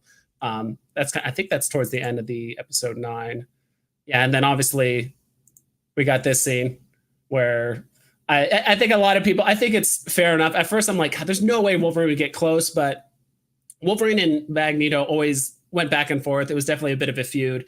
But I think the thought of them killing each other crossed each other's mind. Like, look, we're here to annoy each other. We're here to stop each other and slow whatever it is. But I think he just straight up, I don't think Magneto ever imagined like, wow, Wolverine's actually going to try and kill me. And then I loved this scene where he's just like, he literally says, this feud is over. Like whatever we had before, I know we fought a bunch of times, like this is over, whatever this is. And you can see the scar obviously in his ribcage there. And this is the classic screenshot of the homage of the cover of Wolverine getting his adamantium basically ripped out of his body. Because his main power is healing factor. It's not adamantium, or his healing abilities is his main ability is healing. So I think too, you're starting to see how Magnus is just gone. Like he's not holding back anymore. And right before this, Press X is like literally begging him, like not just saying, I hope you don't do this or please don't do this to the humans, because he's Magneto. He's never really killing people or hurting. He's doing things to show them his power, to stay away, leave us alone. And now he's not holding back against a fellow X-Men, and it was pretty dark to see Professor X like begging him, like, please don't do this, and he's just like, I don't hear you anymore. I'm going with it. Yeah. Keep in mind. Oh, go ahead, Doc. Go ahead. No, my bad. I'm not saying anything of substance. I'm just like I love that. I'm gonna almost be living it. I don't know. I love villains, and for me, like Deadpool, Wolverine, different characters walk that line all the time, that fine line and stuff, and Magneto too. So to see him go at it like this was just, I mean, when I saw the claws come through, I was just like, but like, wow. Oh, we lost. Yeah, we lost. Yeah, we lost him.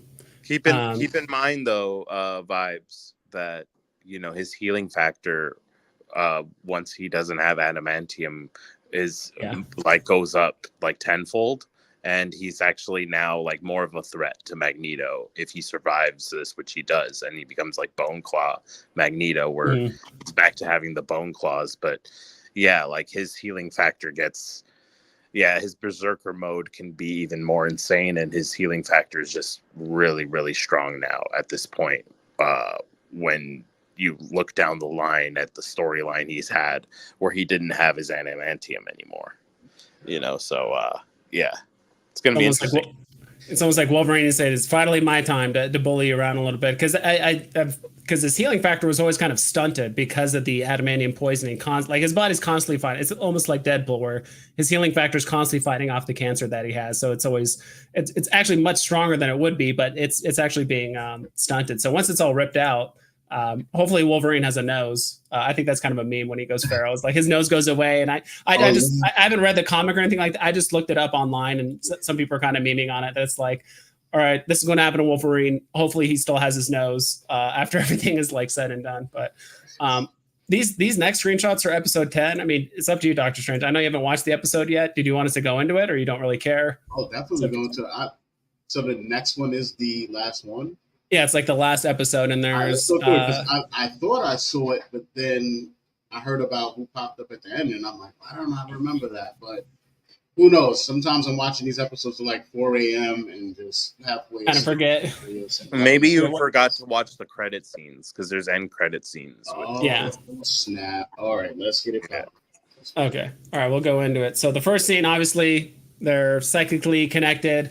I think I get a screenshot a little bit later on, but obviously he's just trying to take over his mind, and then basically have like a psychic battle. This is where the Phoenix kind of comes out. Does any of this look familiar, Doctor Strange, or no? Nah, man. Okay. Damn. Yeah, we'll talk about it. So the Phoenix comes out, shows herself. This is basically, they're on like this kind of like little beach where it's like Storm, Bastion, and everyone else is there. And they're like, all right, how are we going to win this? And then obviously they like Phoenix deals with Mr. Sinister. This is the part I kind of wish they did a better job. It seems like that connection or that trauma or that stuff between like Morph and Sinister didn't really. I know they ended it on like a funny note, but it just didn't end as well as I thought, because at least it seemed like Morph was traumatized like throughout the show. Like every other episode, every third episode, he's thinking about Sinister and all that stuff, and then it kind of like, oh, okay, this is kind of it. At least my opinion. Why does he look like that? I'm totally confused. So yeah, go ahead, Max. Yeah, so the Phoenix Force, she uses that power, and the Phoenix Force depletes anything that's not like organic within you. So when she uses it against Mr. Sinister, it takes away all of these other mutants he's been absorbing to keep himself looking young and pristine, and it ends up making him look decrepit and like his real age. And so Morph turns into him to be like a mirror to kind of clown him and troll him. And by trolling him, it makes him run away like a little bitch. So, sorry for the language, but it was just hilarious. I gotta watch this, man. Yeah, and then you kind of just don't see him again. They don't bring him up. Nothing really happens with him. So I think Mpax mentioned it earlier that I think they got to bring him back in some way, shape or fashion. So well, because the whole series, Mr. Sinister has the upper hand, right? He's messing with their heads. He's tricking them. He's tormenting them and these internal struggles, and they just straight up just like mock them and make fun of them and like, all right, you're not that strong anymore. And don't forget, Mr. Sinister was really crucial to Bastion's plan. He was really used by Bastion, but Mr. Sinister, with his diabolical plan, used the the technovirus that Cable has.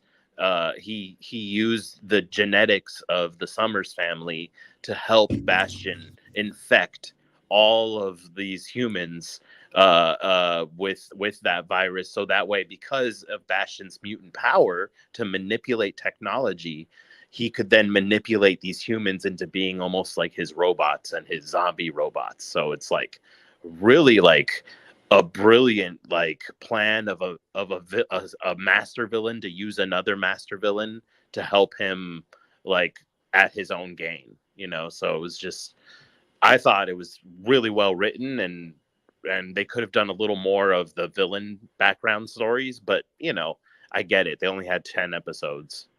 So yeah.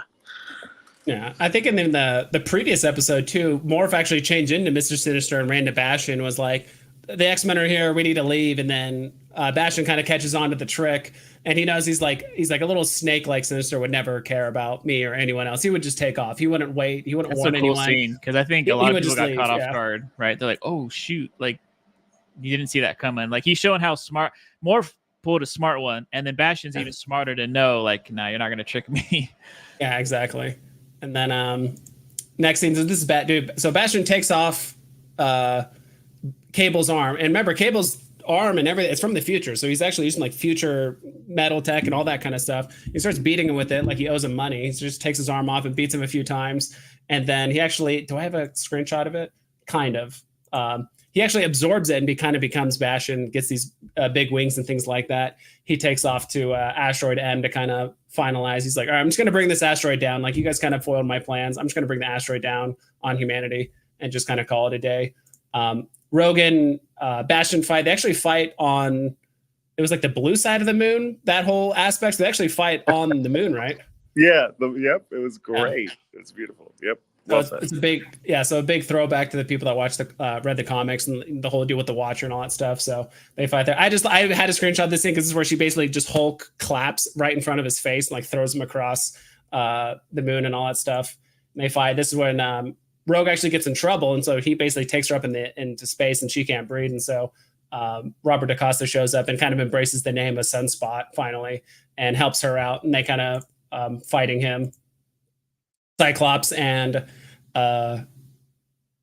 Bastion were fighting, and they're both doing, he's doing his mouth ray, he's doing his eye beam, and they're going back and forth. He's like, I'll let you never hurt my family. And he just yells and does it. It's the same yell that he did when he was doing the hero landing on the planet. It's just so good. The voice actor for Cyclops, I know he's been doing it for a long time. He's a voice actor for a ton of different anime and video games like that. He did an amazing job with Cyclops. So I like this. Like this reminds me again with like Street Fighter versus X-Men versus Street Fighter, right? We do the Omega ability, the whole I-beam covers half the screen, and all that. Dude, this scene with Cyclops and Jean kind of telepathically communicating with Cable was like super emotional. Where he actually nerve-wracking. It was nerve-wracking for me. I was like, no, I can't have them die. Like, no. Like, yeah. Mm-hmm. I was just on the edge of my seat. Like, what's gonna happen? You know? Yeah. At this point, Asteroid M was already heading down to Earth, and the X-Men are like, all right, we need to find a way to get this asteroid back up in the air. And during this whole time, I think it's on the next screenshot. Yeah, like Professor X because basically Professor X shattered Magneto's mind. He's trying to repair it, try to get him to remember who he is and all that stuff. So during that whole time, they're just trying to buy time or try to find the way to stop the asteroid from coming back. And so Cable's still on Earth, and they basically cyclically communicate with them like, all right, we're probably going to die here, but we're going to try and save this planet and the asteroid. We just want to talk with you one last time before we're kind of gone for good. And when Cyclops shows his eyes, it's just, it's an amazing scene. And then, of course, this whole scene, this was super emotional too, between Charles Xavier and Magneto. They're just talking about remembering who he is and his past and all that. And then the very last scene, we get this guy, Apocalypse. Looks familiar. Yeah. So at the very end of the show, all the X-Men and some of the characters get thrown into like 3 different points in time. I think one went into the past, one to like the future, one into like the far future. I'm trying to remember exactly where they went. But essentially they're going to... Did you notice the temple and everything behind them that they were building? You know, a lot of Moon Knight and the Ramatut and all of that with Kang. So, like definitely there's going to be some ties and great future cameos for season 2. So definitely was a dope cliffhanger. Yeah. And essentially they're going to be fighting Apocalypse in like 3 different times, right? Essentially, that's what it seems like, because they're in the past with Apocalypse here, and then Yeah, Jean it looks and like God 30. going to What the is future. the year? What year is it I again? think it was That's like where the 3090 or so, or not yeah, this. The future was like 3090. 3099. Yeah, Yeah. 3099, and then they're like in freaking here in the past, and yeah, it's crazy. And then Forge is recruiting a new team, and he's got the Days of Future Past chart up. It was freaking dope. Yeah, Doctor Strange. This episode was my second favorite episode for sure. Episode 5 was just a game changer for X-Men, the animated show in general, but this episode left so many questions and also just felt so good. It was just a great payoff for like just solidifying an amazing season where all the episodes really were really well written. And then and then at the very end, you got to watch the end credits as well. I didn't get a screenshot of it. I actually kind of forgot about I remember the end credits, but I just forgot to do the screenshot of it. End credits is pretty good. I won't spoil that for doctors, so you have something to because obviously one thing to look forward to without spoiling. I don't want to spoil everything. I thought this was the cliffhanger, so at least I got something. Yeah, there's multiple cliffhangers. Yeah, there's 2 at least cutscenes. 4. Yeah, there's 2 cutscenes, and there's an amazing Magneto Protocols file folder I want you to look at and pause on that. Pause it right there and have fun with those Easter eggs. Definitely reminded me of the trading cards, the energy meters, and it showed the actors' names that have played Magneto. It was just really cool to see that, and then also to see like all the other cameos that happened when Professor X and him are both like not in the dream world, but in in each other's minds. And you think maybe Onslaught is going to happen. It's badass, bro. Yeah, it doesn't mean so they didn't do Onslaught here, but it doesn't mean I don't think he's out. I don't think they're gonna like not do him, but at least in that moment right there, they didn't. So cool. I mean, that's all the screen. We went through all 100 screenshots. I did want to very quickly, probably next like 5 or 10 minutes or so, then we'll probably wrap up the stream. I wanted to do a very quick, let me see if I can kind of clean this up here. Is there any confirmation on when season 2 is? Is it like a full year from now? I never actually heard if it's been scheduled or it's likely 2025 or beginning of 2026. It's definitely okay. We got time. Yeah, we got time. That's the sad thing, is that now we got to wait for quite a while, but what they're doing is both seasons together. They're greenlit for 3 more seasons, I believe, and they're doing them all. They're working on them all like together, so it's like they're almost wrapped up with 2, like what was said earlier, but they're working on 3, and so there's not so much time between. They can like drop it each year. They're going Lord of the Rings mode. I kind of like that. You do it all, knock it out together, keep that momentum, and then release it over time. I think it was like the first 100% Rotten Tomatoes score or whatever. It's like a perfect score. So yeah, it's like really, I didn't know that.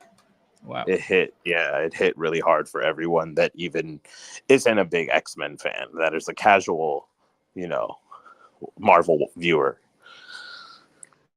All right, and then one last thing I had, and we'll do it here pretty quick, is you got to have a tier list. You got to have a tier list of the characters.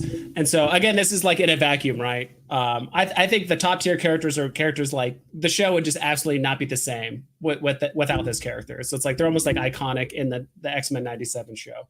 So it's like I wouldn't put Wolverine up there. It's like everyone loves Wolverine, but I don't think like for the show itself, he's like, the show wouldn't be the same without him. And then obviously A tier is like, all right, this character kind of surprised me, went above and beyond. B tier, it's like, all right, status quo for the character that I, was kind of reflective of like the comics or whatever. C tier, I think C tier. Can we go with a home run, easy one for A tier right there? Like off the bat, Magneto. This one? A tier. Magneto. Or S tier at the very top. Are you Magneto, saying? You can't have the show. Yeah, you can't have the show without him. You just can't.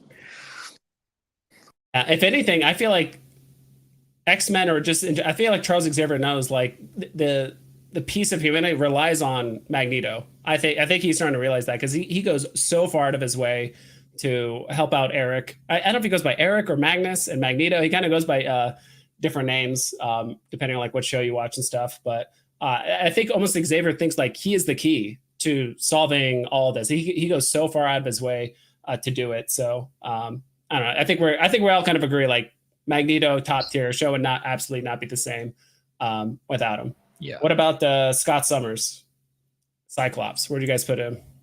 He's iconic. He's part of the original team. He's A tier. Yeah.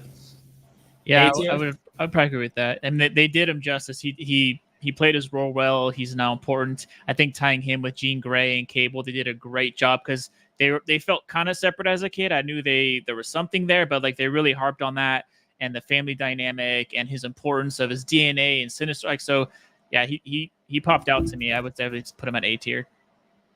So A tier or S tier. So in this little tier list, S tier starts at the top and then it goes A, B, C, D. By the way. And for me, my bad. Then yeah, S tier for sure. Right below Magneto, I would say.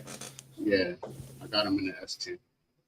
Here, okay. What about? And this is Madeline Pryor. So Goblin Queen, that whole story arc, giving birth to Nathan, all that stuff. What do you guys think about her?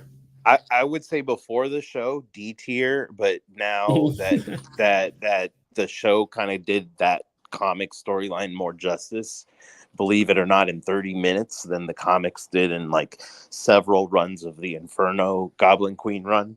So I would put her up to C. I would give her a grade up, but that's me and that's subjective. Y'all could, push her up further, but I would say she's just C tier. Mm-hmm. What do you think, Doctor or Pixel? I wasn't familiar with her before, so since for me as someone who was, like you said, just introduced to her, they made her actually like important, and you started to care about her and Jean Grey. Like they're the same person, but they're kind of different. And the way she leaves, she's kind of like saying goodbye to herself. So I thought they did an interesting job of making her an important role, even though she was there, not for a long time. So I'm on the fence between B and C. It feels like C's pretty. I don't know if anyone in this entire series is a C tier to me. Everyone's like S, A, or B personally. Yeah. So I would probably put her at B because she played a bigger role than some other characters. So B or C is fine. I'm thinking bottom of B tier. I think there's other characters ahead of her, so it's going to go from left to right. So as we add more characters up there, we'll put her ahead of her. I think she's at the very, like, basically borderline CB tier. Like I think they did enough of her, and they actually did a pretty good job of having basically almost two identical characters, but still make them different enough, and you can still care about both of them in a different way. Wolverine. Doc, grade this one, Doc. You better grade it right, or I'm gonna fight you. For me, to keep it real, I'm kind of measuring this almost by like screen time, and then story impact, right? So for me, it's almost like a C or a B. Damn, Wolverine got a C or a B. Ouch. I mean, I'm going about story relevancy. Like he really didn't have much impact or bearing on the story. You're right. He didn't have much airtime.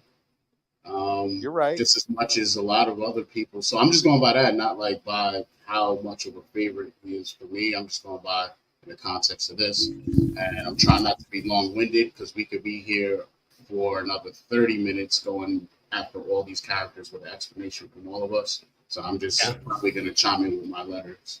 This is like in a vacuum of just X-Men 97. This is not like how beloved the character. It's just like just in the vacuum of this. Obviously, his biggest impact was his biggest impact was at the very end where he stabbed Magneto. That was his biggest impact in the turn of the story for sure. So other than that, he was there for fun. He fought. He kind of said what everyone was thinking.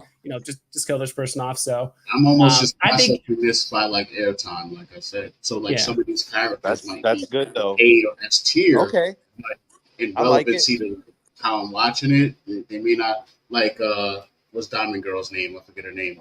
Emma Frost. Emma Frost, yeah. Dope character, had a dope moment, but she served her little purpose. Wasn't really too impactful in the story, so she's probably going to fall lower on this type of grading system for me. Give her a grade now, bro. Give her a grade now. What do you give Emma? Emma Frost? Give her a grade. Between C and D. In my opinion, like C tier is like they did good enough a job, and if we got more screen time, okay, she might have been better, but she was really there just kind of as a there to kind of help understand the connection between like Madeline Pryor and like Cyclops, and she was kind of mover and shaker kind of in the background and stuff. But at least in the context of the show, yeah.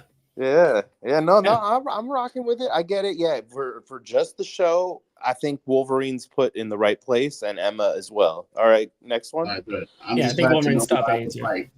What about Morph? Oh, Morph was a badass. You got to at least give him a B. I vote Morph got to at least be a B tier because he gave us so many cameos. He gave us lighthearted moments when the show was taking a dark turn. He kept us with that comedy relief, the buddy with Wolverine. You know, maybe a little something more. Who knows? But yeah. I gotta put him with Wolverine. You know, every scene he had was good. Every scene, even if it was short. I agree, and so I think he's just below Wolverine for the most part, like just below it. Storm, I'll go first. I put her at the very, very top of A tier. I do think great story development, but they did kind of, she would kind of not push the side, but obviously she had her own story thing. The life's death part probably threw a lot of like watchers off with like the adversary and this and that and Forge, and it was kind of that aspect. I mean, I enjoyed the story. I love that she got her like classic look back and everything like that. But even when she got her powers back and she was trying to help fight on, I guess, Mr. Sinister, she kind of got shot down in the sky. But I love the emotional beats that she had with like her and G. I can't with you, bro. That's an Omega level mutant, bro. That's an S tier. You cannot keep her at A, bro. We're not talking about. I'm saying, I know, but she led. You didn't watch the last episode. She led the gold team. Yes, she did. I get it. That's why for me she's S tier. I never gave my vote yet, but yeah. S tier, Pixel Trader. I can see this thing for S tier. To me, I would A tier needs people, and A tier is still way, way up there. To me, Magneto and like Press for X are kind of like on their own level for the whole series, just this series. But she's pretty much as high as it gets below them in my mind. Like her and Cyclops they're way up there, but they're just below the two main characters, kind of, or at least below Magneto. I'm going to do a quick poll with Storm and chat and let them be the tiebreaker. Where is Storm? I'm just going to say S or A tier. And then she's definitely important though. Yeah, I was episodes just around her, her plot. Yeah. I think if Storm had like 10 more minutes of screen time kind of across scattered through some of the episodes easily, as I think she's at the very top of A tier. I don't think anyone beats her in the A tier, but she's like right on the cusp of, all right, she got a bit more screen time. She'd be way more impactful, but we'll see what Chad has to say. For now, we can move these around. For now, we'll put our bottom S tier. We'll see what Chat says. Rogue. Rogue was, I mean, episode 5 was tough for her. And then there's a lot of episodes, a lot of character development on her, way more than I originally thought. We'll start with Pixel Trader. Where are you going to put her? Maybe I think A fits well. She had a lot of screen time. Her scenes are important. She was the character showing the internal struggle and the strife of kind of like turning from good to evil. You got to see her be badass a couple times too. I feel like she had more development than in the original series. She was kind of just there once in a while to show that she's strong. But she was in a lot of scenes, and she was, I would say maybe mid or low A tier. But I think she was an important character for sure. Without her, some of the best episodes, wouldn't really happen. I'm biased. Right, she's like one of my favorite characters with Storm. I'm S tier with Rogue, but that's me. Doctor, what do you think? I think she fits perfect in the A. But if she was an S, she would be right behind Storm pretty much. But I think she could be possibly the like highest A that we could have out of this left anyway. Yeah, in a weird way, I think Storm and Rogue are very close. Yeah, they're very close. I definitely think Rogue definitely had much more. I mean, they both had a ton of emotional beats, like with other X-Men and stuff. We could switch it. Yeah, I think we could actually switch it. So Rogue up here. Well, the chat has spoken, and they said there's 5. We have only 5 people voted, but they all say S tier. So what if we? So what are you guys thinking? This way, Storm then Rogue. Yes, or Rogue that looks beautiful. That looks right? gorgeous. Dragon the Storm? Okay, Yeah. cool. We'll do that. And then the next one, Gambit. Man, I already know biggest pro would put him at double S tier if there was a tier. So he's going, tier. yeah, I mean, A tier. yeah. A Yes. tier. Yeah. Yeah. Incredible A-tier. story, incredible sacrifice. He means so much to the X-Men. He's just vital. And when you think about his screen time in comparison to everyone else who have landed in different spots on this chart, it's interesting because that's why I said I'm just taking into account this bubble of this series, not anyone's power or abilities. And for me, impact on what happens in the story is like holds a lot of weight. So for me, his death, even though he only had screen time from episode whatever to when he died, and we got all those other episodes without him, that impactful moment that he was a part of, it pretty much carried it all the way through. So that's why I think he's a perfect A too. Yeah. I like Richard's comment here. It says Gambit is A, but he has the best S tier moment in the show.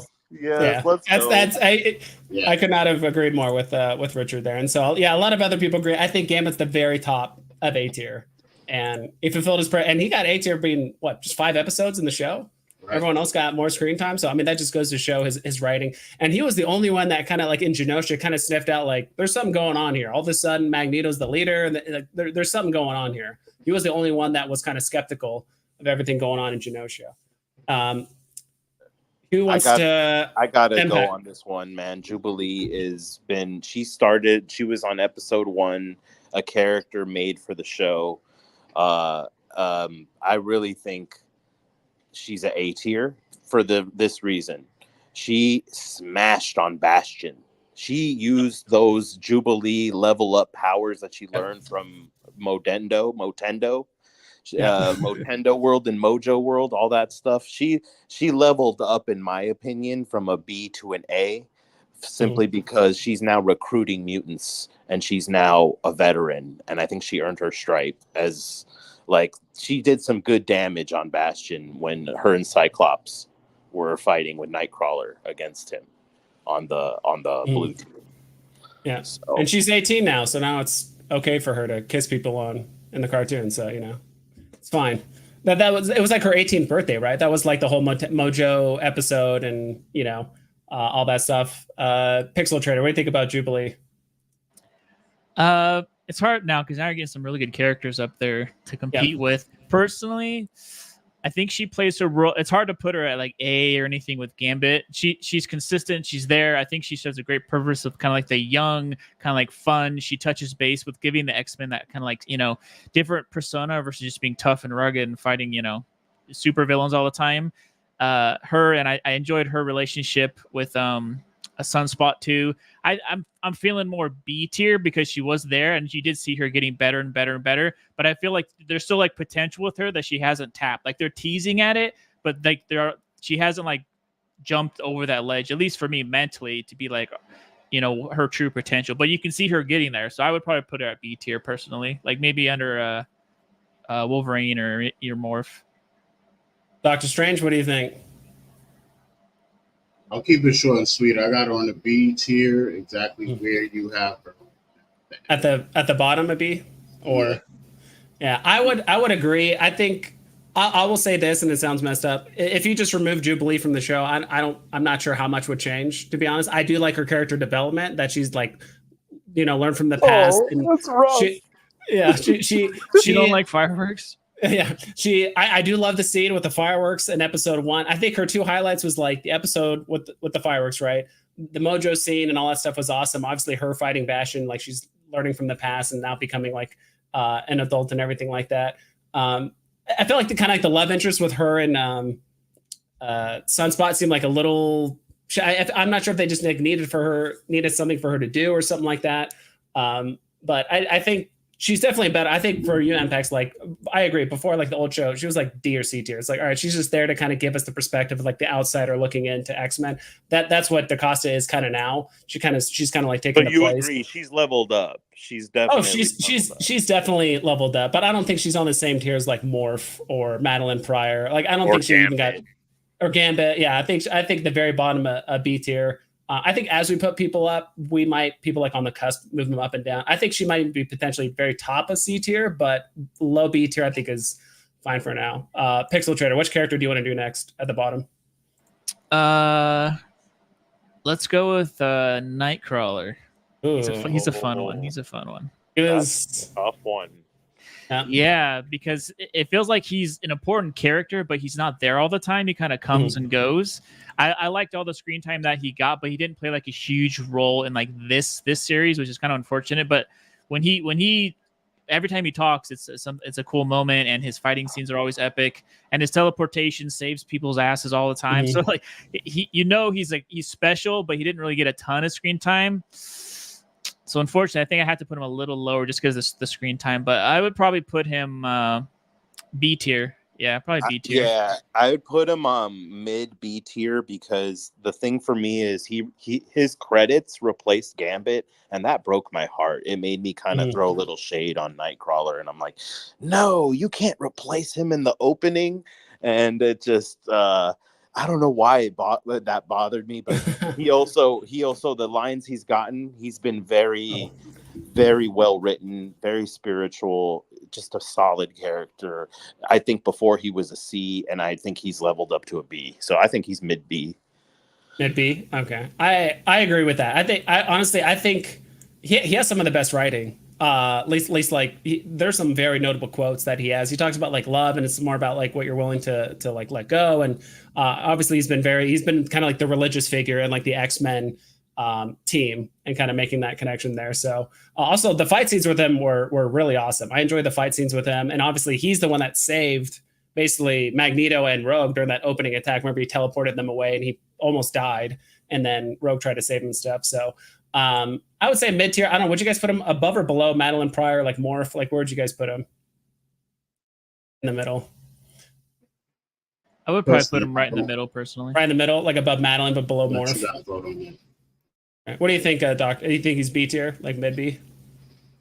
I had him at the end. At the end. Oh no, sorry. I had him in between. Like it kind of would have needed to restructure. So I would have had Jubilee where Madeline is, and then I would have had Madeline at the end. I would swap Jubilee and Madeline. That's what Madeline, something like that. But then I would have Jubilee ahead of Nightcrawler too. Jubilee ahead of Nightcrawler. Okay. Yeah, that's just me. It's kind of hard. Like all these characters in the middle, like they're all just like, okay, it's there's good parts. It's making me question Morph's spot too, though, man. Yep. Yeah.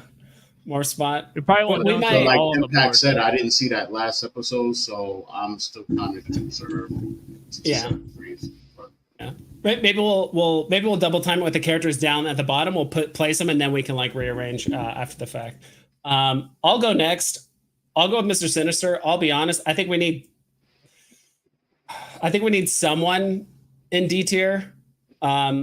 Obviously a great, amazing villain, all that stuff. But I feel like there was a lot of buildup, and that was kind of let down. There's a lot of buildup, and then like let down. And then obviously you didn't see the last episode, Doctor Strange, but like that whole scene was pretty cool with like Phoenix and stuff. But they kind of just like let him run off.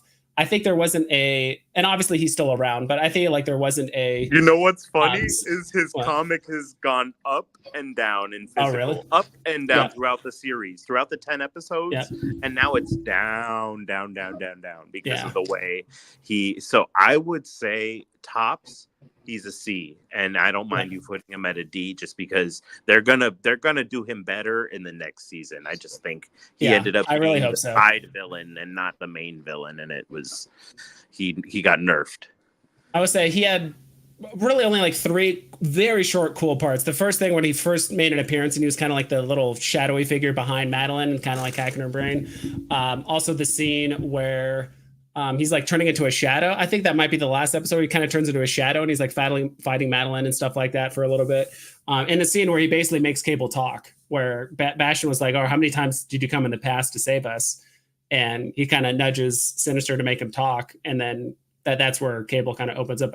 I mean, outside of those 3 scenes, I'm like, I think they could have done Mr. Sinister a little bit better, and I think we need someone in D tier. I think he was probably the kind of underwhelming one. They had built him up, and I'm like, all right, where's the payoff? And I'm like, okay, not really. And then where's the payoff? Not really there. So I don't know, do you guys? Just my little 2 cents. I do consider runtime, how much the character is impacting the story. Like, how much are we focused even on one episode around what this person now is causing a problem with, or whatever the case is. So for that reason, I have to put him ahead of Emma. I can't have him as a D and Emma be a C. You know what I mean? Like, I almost feel like she should be a D because she only really impacted 2 scenes from what I saw. Yeah. And she doesn't really have like a story arc or anything on a level like Sinister has. Like, he actually, for at least an episode or two, is a concern. She's not a concern. She's just the ancillary character that popped up and helped out for a second. Like Sorry, go ahead. Yeah.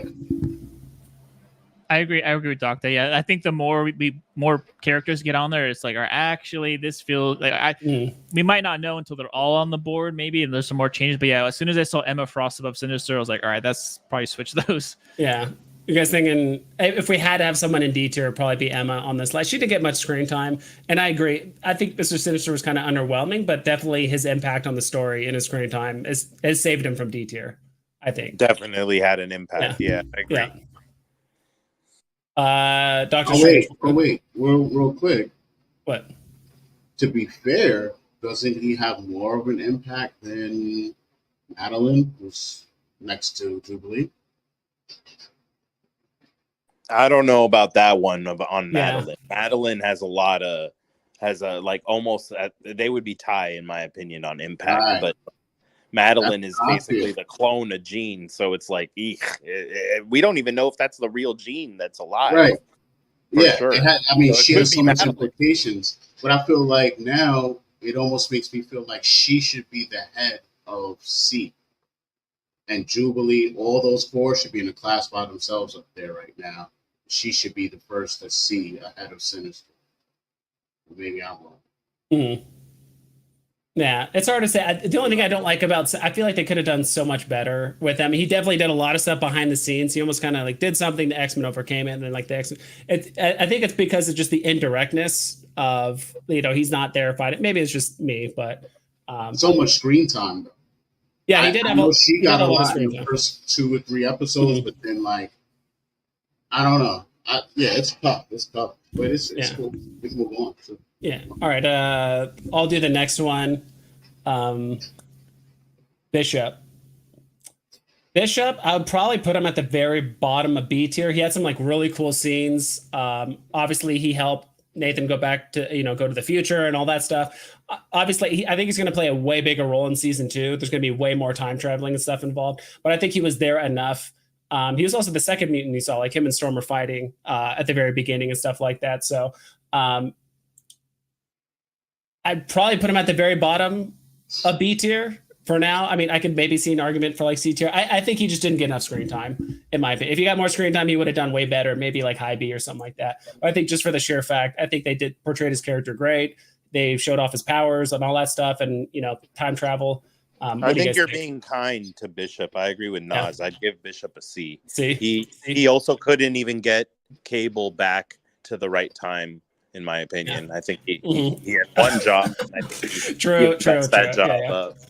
Yeah. So, I have a hard time with Bishop because I love Bishop, but he was way more instrumental in the 90s seasons, the first seasons, than in this season. In this season, his impact was very much on Sinister level impact. Less than Sinister. I think he's between Emma and Mr. Sinister, to be honest. So down here, bottom of C, basically borderline C. Yeah. People at the very bottom, it's all right, they're basically borderline C or B, or in this case, C or D. Yeah. You agree, Doctor? I would agree with that. Yep. All right. And then Ampax, what do you want to do next? I want to do Forge. I think this will be interesting. Forge? Okay. Yeah. I think Forge is gonna get for me, it's a bottom B, just because he's what we have left of leading likely the X Factor / New Mutants / whatever new team this is going to be. So I got to give him a kind of a high rating, and he gave if it weren't for him, we wouldn't have our Queen Omega level powers back for Storm. So I gotta give him an B tier. So I'm gonna put him B, but I can understand y'all if you want to rank him different. Pixel, what do you think? Yeah, I mean, I roughly remember Storage from the original, but it was good to see him more. And this one is important. I love his like superpower that he kind of reverse engineer and make anything. That is cool. So I think he kind of reminded me of like Beast, but with more airtime. Of like when he shows up, he's really useful and helpful and stuff like that. But he's not part of the. It wasn't part of the whole series. He was kind of there for like two or three main episodes, and that was it. I'd probably put him in C somewhere personally, but I like his character, and I know he's going to have more importance later. But he just didn't have a whole lot of airtime outside the romance with Storm and a couple things with the team. But he's obviously important because he's part of the whole Bastion and time travel and all that stuff. He also made the inhibitor collars and all that stuff too. He was part of that. He helped the villains out too. Yeah, he was instrumental in helping both sides. Yeah. Doctor, what do you think? Just to save time, we could copy and paste what Pixel said for my answer. C? Top of C? Copy and paste. Copy and paste. Overruled. Yeah, we'll go through this a bit quicker. We'll go ahead and do Beast. If everyone wants to say at the same time where you guys want to put him. A tier for me. You got to give Beast some respect. He was driving a damn Sentinel. He's been instrumental when it comes to like his one-liners. Always get me in my nerdy chuckle. And yeah, man, he gets it, man. At the end, he has the last line where he's like, "Oh dear," So Beast had the last line, and Beast is just a heartwarming character that he'll fight if he has to, but he basically does. That's his last resort, is to fight. He's basically like the Gandhi of the X-Men. So he's just a badass. I like him, and I think you got to give him A. We need some room in the A's. He deserves. We can shuffle these around at the end. But Pixel, what do you think? I want to put him in A because I like him so much, and he's important when he shows up. He has some the things he does are so impactful. Not only his lines, but the things he does with this technology and making time travel. Like he can do pretty much anything that's important the team needs. But he didn't have a ton of airtime, so I feel like I want to put him in B. But his importance when he's there feels like it's an A. So yeah, maybe low A. Even though he doesn't get a ton of screen time, he kind of shows up for short bits, right? Yep. Cool. So low A, I agree with that. I could kind of see him in like high B and stuff like that, but Mr. DaCosta here, I think I got to put him in the C tier. I know he's like he's kind of the outsider looking in, and he's kind of the representation of like, talking to his family about him being a mutant and all that stuff. I don't think he was super impactful. I think obviously he was basically the Jubilee of this show. He was the 90s version of Jubilee. I think him kind of like embracing his powers at the end and the name and all that stuff was cool. I'd probably put him somewhere in C tier. I don't know exactly. Maybe at the very top of C tier, because I think he's going to get more screen time. But yeah, and like you said, if you remove certain characters, like does that change the story that much? And although I like being introduced to him and learning more, I feel like if he wasn't there, the story wouldn't be too different technically. But I know he's part of a bigger story. Yeah, maybe above Bishop there. And if you guys need to leave at any point, just let me know, and you guys can bounce. Don't feel like you guys have to like stay here the whole time. So I'm loving this, man. I'm nerding out with this. I don't want to go. Cool. I was just literally telling my friend, I was like, we're nerding out right now. Come back later. You guys agree with Sunspot? Maybe like right about here. Probably more impactful than Bishop. Not as much as Sinister, but definitely kind of in the mix. Yeah, that's a great rating. Yep. And then what about Cable? Oh God, Cable's a tough one. We're gonna do a tough one right here. He's earned my respect this season. Yeah. He was a focal point. He the center. The story was around him. He made numerous appearances throughout. I give him an A. I give him an A, straight up. I feel like you have to, even though a lot of the story was built around him and the time travel, Summer's kid, and I mean the whole thing kind of was. Even though he didn't have a ton of screen time, when he showed up, it was impactful to the story, and it kind of is based around him and Magneto, if you think about it, right? But then also he pulls out his powers at the end. He's what does he say? My mother was a world class telekinetic or telepath, and it doesn't stray far from the tree or something like that. Yeah, and it's like it doesn't "Oh skip my a generation. God." Yeah, Yeah, it says he's something got like the that, yeah. powers Things too. don't tend to skip a generation. Yeah. Yeah. So you definitely leveled up, because I don't remember him too much from the original outside he's a time traveler. So they really flushed him out. And I started to like him more and more and more. So I could see him at A tier too. Yeah, for sure. Like where he's like, "Stop! You're not her." To when Jean is messing with him and he knows it's not his mom, and then when he does see his mom for the last time before she supposedly dies, that was crazy. Where he's like, "I'm sorry, mom." Like he had impactful lines, so that's why I give him an A, because and his voice sounded very close to like the George Carlin. I mean the freaking who did we have that played him? Thanos and oh yeah. it just had it was a great voice. Mm-hmm. Yeah, agree. So the real question is, you guys think? Yeah, Josh Brolin. My bad, Carlin. I'm George Carlin. I was just watching. George Carlin. Great comedian, that George Carlin. Yeah. The real question is he above or below Gambit? Ooh. I think he's above Beast, obviously, but I would totally destroy the last 3 minutes that you guys built. I was kind of distracted. I don't have him as an A tier. I personally don't have him as A tier. I know I sound crazy, but impactfulness, meaningful lines, great, but not enough airtime. He pops in and pops out. So that's cool. As far as like favorability, he's one of my favorite characters, literally up there. So don't get me wrong, but I just felt like he was a B, but probably the top of the B's, like ahead of. I think if you watch the last episode, I think you might understand why we put him in A. I mean, some people I can see borderline, like I can see borderline A and B, but he has a lot of scenes in the very last episode where it's like, okay, this makes sense. Oh, okay. Yeah. You're in the right. Yeah, I think we're kind of on the same page there. I think his importance is above Wolverine, so I just think we've rated him right sure. for this season. Mm-hmm. Jean Grey. So man, that is a high character to grade. So yeah. I mean, I'm gonna, again, I have a soft spot for the original team. That's probably why I rated Beast higher than the chat. So I'm probably gonna rate Jean higher than what people would want. But she was in so much. Her and Madeline had a baby. Which one had it? I don't know, but it's basically the same character. Everything that went down, like it was just. I think she was a big instrumental, so I would say A. I would at least put her above Beast, at least. Pixel, what do you think? Same? I think so. I think if you kind of count her story and the whole thing, I mean, she's almost S tier, because I feel like her story is almost more important than, Rogue and Storm and some of their stuff, because it's so tied in with the whole thing of the series. But yeah, I would say high A tier for me, almost S tier, because she's a super important character, although she's not in like a ton of scenes specifically. But I mean, pulling out the Phoenix, and I mean, yeah, I agree with that.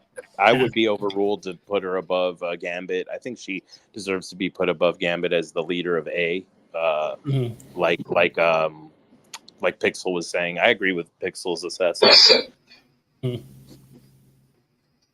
So Jean Grey at the top. Yeah, when she taps in the Phoenix Force and some other things, and she was actually able to telepathically connect with like Cable and have that awesome scene with her, Cyclops, and Cable. That was really, really cool. So I could see if people want to swap these two, like have Gambit at the top just because they love him. He died. Like his story arc was really good. But we'll do Professor X. D tier. D tier? Just kidding. Off the chart. Probably bottom of A. Obviously, he was gone for most of the time, but obviously the whole scene with season 10 with him and Professor and what's it called?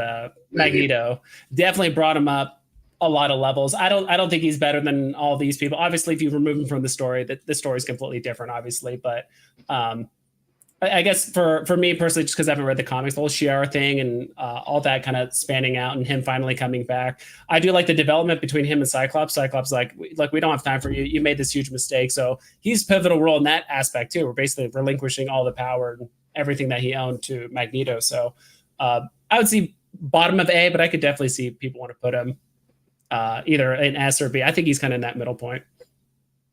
I think Nas is disappointed that he didn't turn out to be the Onslaught storyline. But you know what? I gotta say, as if Onslaught, yes. Yeah, I would say top of B for me because he was not in the series until the toward the end, and when he did come in, it was rough for him. Like the team divided from him. It was only at the end when he brought Magneto back that like he kind of redeemed himself and his importance, but I don't think the team witnessed any of that go down. So I just think he's still going to be like kind of like hated by some of the members of the team. You're still going to have a divided X-Men in the next season. So I don't know. Professor X has always irritated me. It's a character that's so vital, so important. Yeah. It's obviously in the value of X-Men, it's S tier, but in terms of this season, I give him the top of the B grade. Top of B. I could see that. The top of B. And then last but not least, Bastion. This might be hard for Doctor Strange because obviously he did all of his, tricks and stuff like that in episode 10. But I think he was obviously the backstory was a little, not flimsy, but obviously they couldn't dig into it too much. It just seemed like very sudden where he's a technopathic, and then he could have been an original X-Men character. But they just kind of threw everything at you. I think it was like episode 8 or 9 where they kind of like rushed his backstory. All the development after that fact in episode 10 where he like becomes a character and they kind of appeal to his humanity. I mean, he's a mutant, a sentinel, and a human, like almost all in one, which is kind of crazy. So he almost like hates himself for it. And so I think he definitely has a lot of interesting aspects. I do think in episode 10 where they try to appeal his humanity, I'm like, that seems a little tropey. They kind of like talk him off the ledge of like not killing everyone aspect. I think he's probably some of the best villains Marvel's done in a minute, but I would still probably put him somewhere in like, I know he's super critical to the story, but I don't even know where to put him. What do you guys think? I agree with you. I agree with you on the A thing. I think he's right behind Jean on A because they're both like borderline S tier in terms of their powers, but we just also didn't really get to see as much as Bastion's backstory. They kind of fitted it in that one episode, and then I think like Bastion's always been a kind of like not the most like it's not the first character people are going to look to as a villain, so I think that's what always just will keep him away from the S for myself. But in terms of this season, how well he was done, man, they hit a home run with this villain and his powers. It took every bit of all the X-Men and Magneto to stop him, and really I don't know, you could say they didn't, because if you watch the end and Doc Will clearly it's a crazy cliffhanger. So yeah, man, this was a great season, and I think this is a dope thing to play for next time too when we get to review the next season, bro. This was fun, man. Thank you. Yeah, I would screenshot this later, like the final version, and just put it on Twitter, and you'll definitely get some people excited. Oh, this higher, this lower. Like, so you might have to frame it and say, here's how we judged it, because if you're just going off your favorite characters, it's going to be different than impact on the show and the season only and stuff like that. But yeah, this was fun to go through with you guys because definitely helped me see them differently and move things around. But I think overall, the characters in the season is like, it's hard to not just say everything is S tier, A tier, S tier, A tier. So you almost had to like be extra critical to be fair. But yeah, this is a great looking list. And there's only so much runtime to have, right? Not everyone could be S or A tier. I mean, some characters are going to get less development than others, but hopefully they fit in more in like the next season. So I don't know. Would you guys make any like last minute movements? The only thing I think for some people, obviously, I think Beast might be a little high. All of his scenes are great, and maybe that's another thing too. I don't think there's a single scene with Beast where you're like, oh, Beast wouldn't do that. Every single scene with Beast, you're like, yeah, he would say that. He would do that. He would fight this way. He would do this way. So I could see him being bottom A, maybe top B, but I think I'm actually okay with where he's at now that I'm kind of like talking out loud. I don't know. Is there any last minute ones you guys would move? Where Mojo? Where's Mojo? Or Mojo? I don't know where Mojo is. This was like a pre-made. I didn't make this like tier list. This was already made on like the website. Someone already like pre-made this, so I just kind of used it on there. So there might have been a couple characters like we could have added. I just can't think even any off the top of my head that we're kind of like missing that I could really think of. The hardest ones I think for me were all these ones in like B tier, where it's like, all right, Morph and then Wolverine. Okay, Nightcrawler. Okay, but Madeline. Okay, she gave birth to Nathan, and she had that whole scene, and like she had a lot of parts to play to. She's the one that actually used Cerebro and like hacked Gyric's mind, and that's kind of unfolded the entire story of the whole Sentinel timeline or storyline. So I think you have to take all of it into consideration: their impact, screen time, all that stuff. So.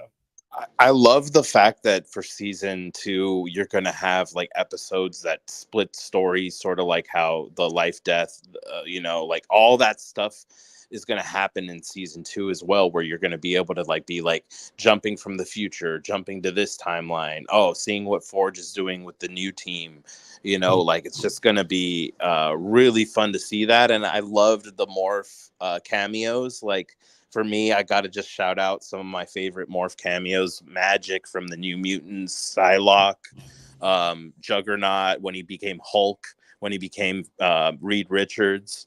So just a lot of fun to see them start unlocking that. And also, I think the speculation is leading toward an Avengers versus X-Men type of multiversal thing. So this has just been so much fun. To speculate. It's going to lead to a lot more to speculate, because we know that Bender, that person Bishop got stuck with on that Rainbow Road in Limbo, was like a variant of Kang's Immortus. So there's a lot to unpack from this first season we got after how many years? Like 30 years. So freaking so excited. Yeah, and I think this first season did a great job of kind of building a foundation. And there were some episodes that were kind of like based on a character, or there's like 3 characters having their own storylines go on together. And so I think there's some people here that are going to play a bigger role in the future, like Bishop and Forge and all these other characters that maybe didn't get a ton of screen time, but they're going to be more important later. And if they keep the heart and soul of what they've started here, it's going to be really, really it's going to be fun. Awesome. Any other kind of last thoughts? Yeah, I mean, I had a ton of fun putting this. I had no idea what to expect. I didn't want to like show scenes of the show and deal with all like the copyright stuff and all that. But I was like, I'll just do screenshots. We'll do a tier list. Tier lists are always fun. I remember I used to do them back in the day with like Veve and all that stuff. But yeah, so we're gonna wrap it up here pretty soon. I'm trying to figure out how to do a giveaway, because Hinano was nice enough to have us like do a little giveaway here. He's trying to give away a comic. I'm just trying to find a. Do the StreamYard one. Oh, is there one on StreamYard? Yeah, put in StreamYard. I think it's giveaway. Giveaway. And then that's how you put in a hashtag. You can use like X-Men97 or whatever hashtag. Okay. StreamYard giveaway tool. Yeah. Okay. Have to download, or is it like within the software? It's within the software. Okay. Let me see here. I'll show the comic off here in a little bit, where it's private chat. And sure, where you do the giveaway. I'm kind of messing with the settings here. While you're doing that, what did you guys think of when Morph turns into Juggernaut and then he gets his ass kicked like instantly? What do you think of that impact?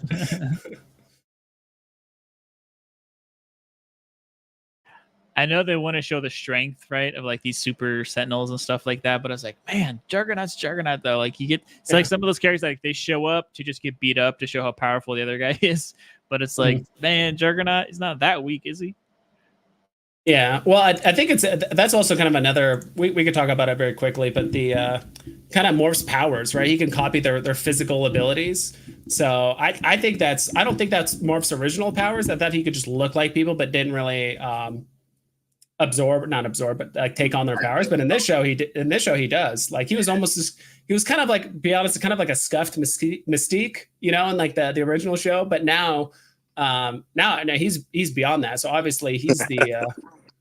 I always looked at that as like an offset, like, you know, one team has a person that could do this for espionage, and then the other person needs something that could infiltrate their side. So, you know, when you look back even at the original beginning screen, you know, title, you get that shot of all of them in a line flashing together. And I always looked at like who they matched up with who. And I always looked at those two characters as like, you know, they offset each other. Yeah, you're right. They kind of like the strong guy, then the teleporter, and then the yeah. And then let's see here. We'll do the giveaway here in about one. I think I got it locked down here in 1 minute. But what do you guys think about like feedback for the show? Is there anything that you wish was like different, or maybe they did more character development, or like, okay, this part seemed a bit flimsy, I wish they did something different with that? Like any actual like feedback? Longer episodes. I think we could handle like 42, 48 minute run times. Like they started making some episodes longer than others, which I thought was great. I think they could realize, hey, we can give them more per episode, because I think it's tough to pack it all in, you know, when there's so much emotions that go on with the team and everything else. So yeah, but I don't know. I don't have a lot of feedback to give it in a negative way, because I thought I didn't even. A lot of people had some issues with certain things of X-Men, like here and there, but I felt like it was just kind of nitpicking, because there were limitations, I think, that they had going into making the show. But I think they'll have more freedoms now going forward, now that the show's such a success. So I'm just kind of more bullish than ever that now that my childhood hasn't been messed with, you know, my childhood hasn't been traumatized. Awesome. Yeah, I think most of the feedback I've heard is like, we want more. Like, we wish we got more and all that. I think that's typically the feedback. It's like, wish we got more out of it. But okay, I got the thing pulled up here. So this is what Hinano's giving away. He's going to mail it out to whoever wins it. I think this is the X-Men 97 second issue. And then looks like there's a rogue card right alongside it. Yeah, so that card throws me back. I remember looking at these cards a long time ago, back in the day. So, all right, so we'll go ahead and do it. Let me just try to drag it over here. So the hashtag is, so it's hashtag X-Men97. So go ahead and type this in, and you guys on stream can type it in too. So Pixel Trader, Doctor Impacts, if you guys want to do it too. All right, cool. So just type in hashtag X-Men97. Then we'll get those entries going. So we'll let that run for a couple minutes and let people come in. I would say, the first season was great. I'm trying to think of things I would want to see. I think longer episodes, because some episodes were like 42 minutes and others were like 31 minutes, and it was kind of a big discrepancy. I mean, they have the time. I mean, I don't want it to get to a point where it's starting to feel slow or like you're losing interest. So I think they find the sweet spot. But as long as they keep introducing characters and kind of tickling that nostalgia in a good way, I'm happy, because there's so many other characters. I'm already waiting for, like, when's the episode that's just all about Wolverine? When's the episode that's all about this character that played a role but maybe didn't have like the full episode kind of dedicated to them like some of the others? So I'm looking forward to those episodes of other characters, either that have already been shown or have not been shown, like giving them the airtime and fleshing out their story. I hope in season 2 they do more Sunspot and some of the characters that didn't get looked at as much, my opinion. Yeah, I would say I'd rather answer it from the perspective not from the perspective of like, okay, now that I've seen this, what was missing? Because obviously I didn't see the last episode. So I'll answer it from the perspective of like going into it and not knowing what direction it was going to go. What did I want to see or expect to see? I thought it was going to revolve around the usual, you know, Wolverine, his relationship with Jean, and then the struggles with Cyclops. Like, are you guys ever gonna get past this tension, man? Like, yo, y'all need to just have a threesome for me. I don't know, do something, get the tension out there. Do something. It's gotta evolve. So like I think I'm gonna get more on in the next season with Wolverine, especially with knowing, his adamantium was stripped and that there is already with that. So I think if they would have tried to jam us with Wolverine in this, it would have taken away from someone else. And on top of that, you don't want to have like Wolverine oversaturation because we're about to get a nice dose of them in the movie form. So it kind of lets the character breathe. They might even do something because Deadpool is known for crossing over into comic books, so we never know where that could even go. It could lead them into X-Men 97. They could jump into some portal and then they land out and they're in cartoon form looking like X-Men 97. You know what I mean? Like anything's possible. So yeah, the post-credit scenes for the new Deadpool I think are going to be important. They're going to tease something, and it might, like you said, be related to X-Men 97 or this new, universe is colliding together somehow. Omar's right. Exactly. Yeah, that this Wolverine from X-Men 97 could be the one in the Deadpool movie. Yeah, that's good. I could totally see them doing that. They like jump into the cartoon version for a little bit. Maybe they see the destruction of Geonosia and they're like, yeah, this is a wrong time and place, and they just leave or something like that. I could definitely see them at least doing a reference or maybe an Easter egg or something like that to like X-Men 97. Because that Wolverine comes from some sort of world or version where his whole Earth was destroyed. So this would be something definitely closely related. Yep, exactly. All right, we'll go ahead and do the draw. It seems like we got 7 entries. Good luck to anyone. And whoever wins, go ahead and hit up Hinano on X. So we'll go ahead and roll the dice here.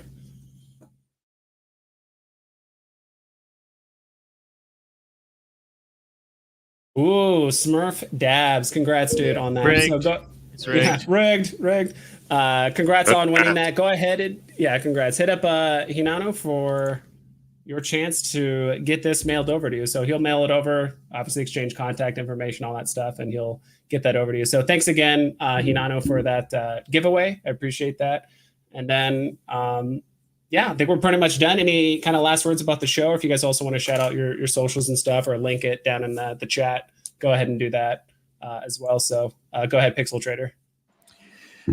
Sure. Yeah. Thanks for putting this together. I think the visuals helped a lot to kind of like get us going and keep the audience interested too, because I didn't know, like Impacts was saying, there's so many beautiful scenes in the movie and you're just watching and it's happening so fast, right? To see them pause individually and then relive them together with you guys was like a lot of fun to talk about that. The tier list is kind of fun too, to like challenge yourself. So I think that the way you structured this live stream was really fun to bring us all together.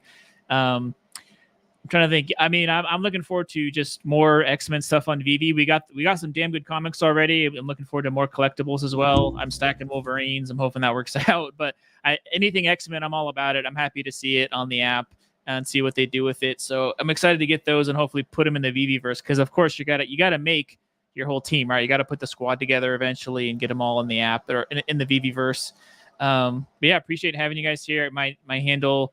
I'll put in the chat if anyone cares, but I'm usually around on Twitter, and then I'll jump in lives with you once in a while if you need me. I'm usually the crypto guy, but of course I love geeking out on this stuff too. Anything Veve and X-Men, all that stuff, I'm all about it. So I think actually this is a perfect spot. I think X-Men on the app in general, there's a lot of stuff, right? We had Blackpink, which by the way, the gold statues are doing really well right now if you haven't checked. There's just so much stuff. And I think, like David, you said, you're going to have to kind of pick your lane because there's just so much out there. And I think for a lot of our audience, our age group and our demographic, it's falling into like Marvel, Star Wars, stuff like that. So right now, I'm happy to get X-Men. I'm thrilled that the series did well. If it didn't do well, I would have been so bummed out. So I'm glad this series knocked out of the ballpark. And now I'm looking at Street Fighter versus X-Men videos. I'm like, oh, should I buy this old video game or should I buy it's itched, scratch an itch that I haven't really thought about in a long time. So it's good to nerd out with you guys and talk about this stuff. But yeah, just appreciate you having us. And looking forward to the next one or the next series or the next drop or whatever. Yeah, and that's why I wanted to do this trend. This went way longer than I thought. They were gonna be like an hour and a half, but like we were just totally nerding out. So I appreciate you guys hanging in there. I mean, this was originally gonna be like an hour and a half at most, and we're pushing 2.5 hours now. So a lot of fun. I wanted to mostly just kind of like focus back on like what brings us all together. Like it doesn't matter what background you are or where you're from. Like we all love X-Men. We all like certain characters. We can connect over multiple things. So that's why I wanted to do this and kind of obviously talk about Veve here and there a little bit, but just kind of let us give it this opportunity to just kind of nerd out. I actually had a few people approach me like, hey, this is awesome. Glad you're doing this. Like, I look forward to watching it and all that stuff. So glad you guys are here. And Pax, what do you got? Just thanks again for having me. Definitely fun to catch up with y'all, Dr. Pixel, Vibes, all of y'all that were here with us. Appreciate the support. I'll be on X. You can find me on X as MPax, and you can find me on IG as Marvelous Pax. If you use IG as well. And then also we do some spaces, Snap Alley. We play Marvel Snap. Tuesdays, co-host Nas is here in the chat, and Loco, and we do Shark Alley spaces where we, debate about stuff going on in Web3 and with Veve. So join us if you ever want to hang out. And I really enjoy the comics, the cards, the shows, the everything X-Men related. So I'm on the hunt for that always, and probably going to be at some point headed to the LCS today to look for some more Jim Lee books and other back issues and some of the new stuff too. I've been picking up too on Collect Forever and EPAC. So I've been having a blast, and just thank you for letting me nerd out with y'all. Peace. Yeah, thanks for coming on, Dr. Strange.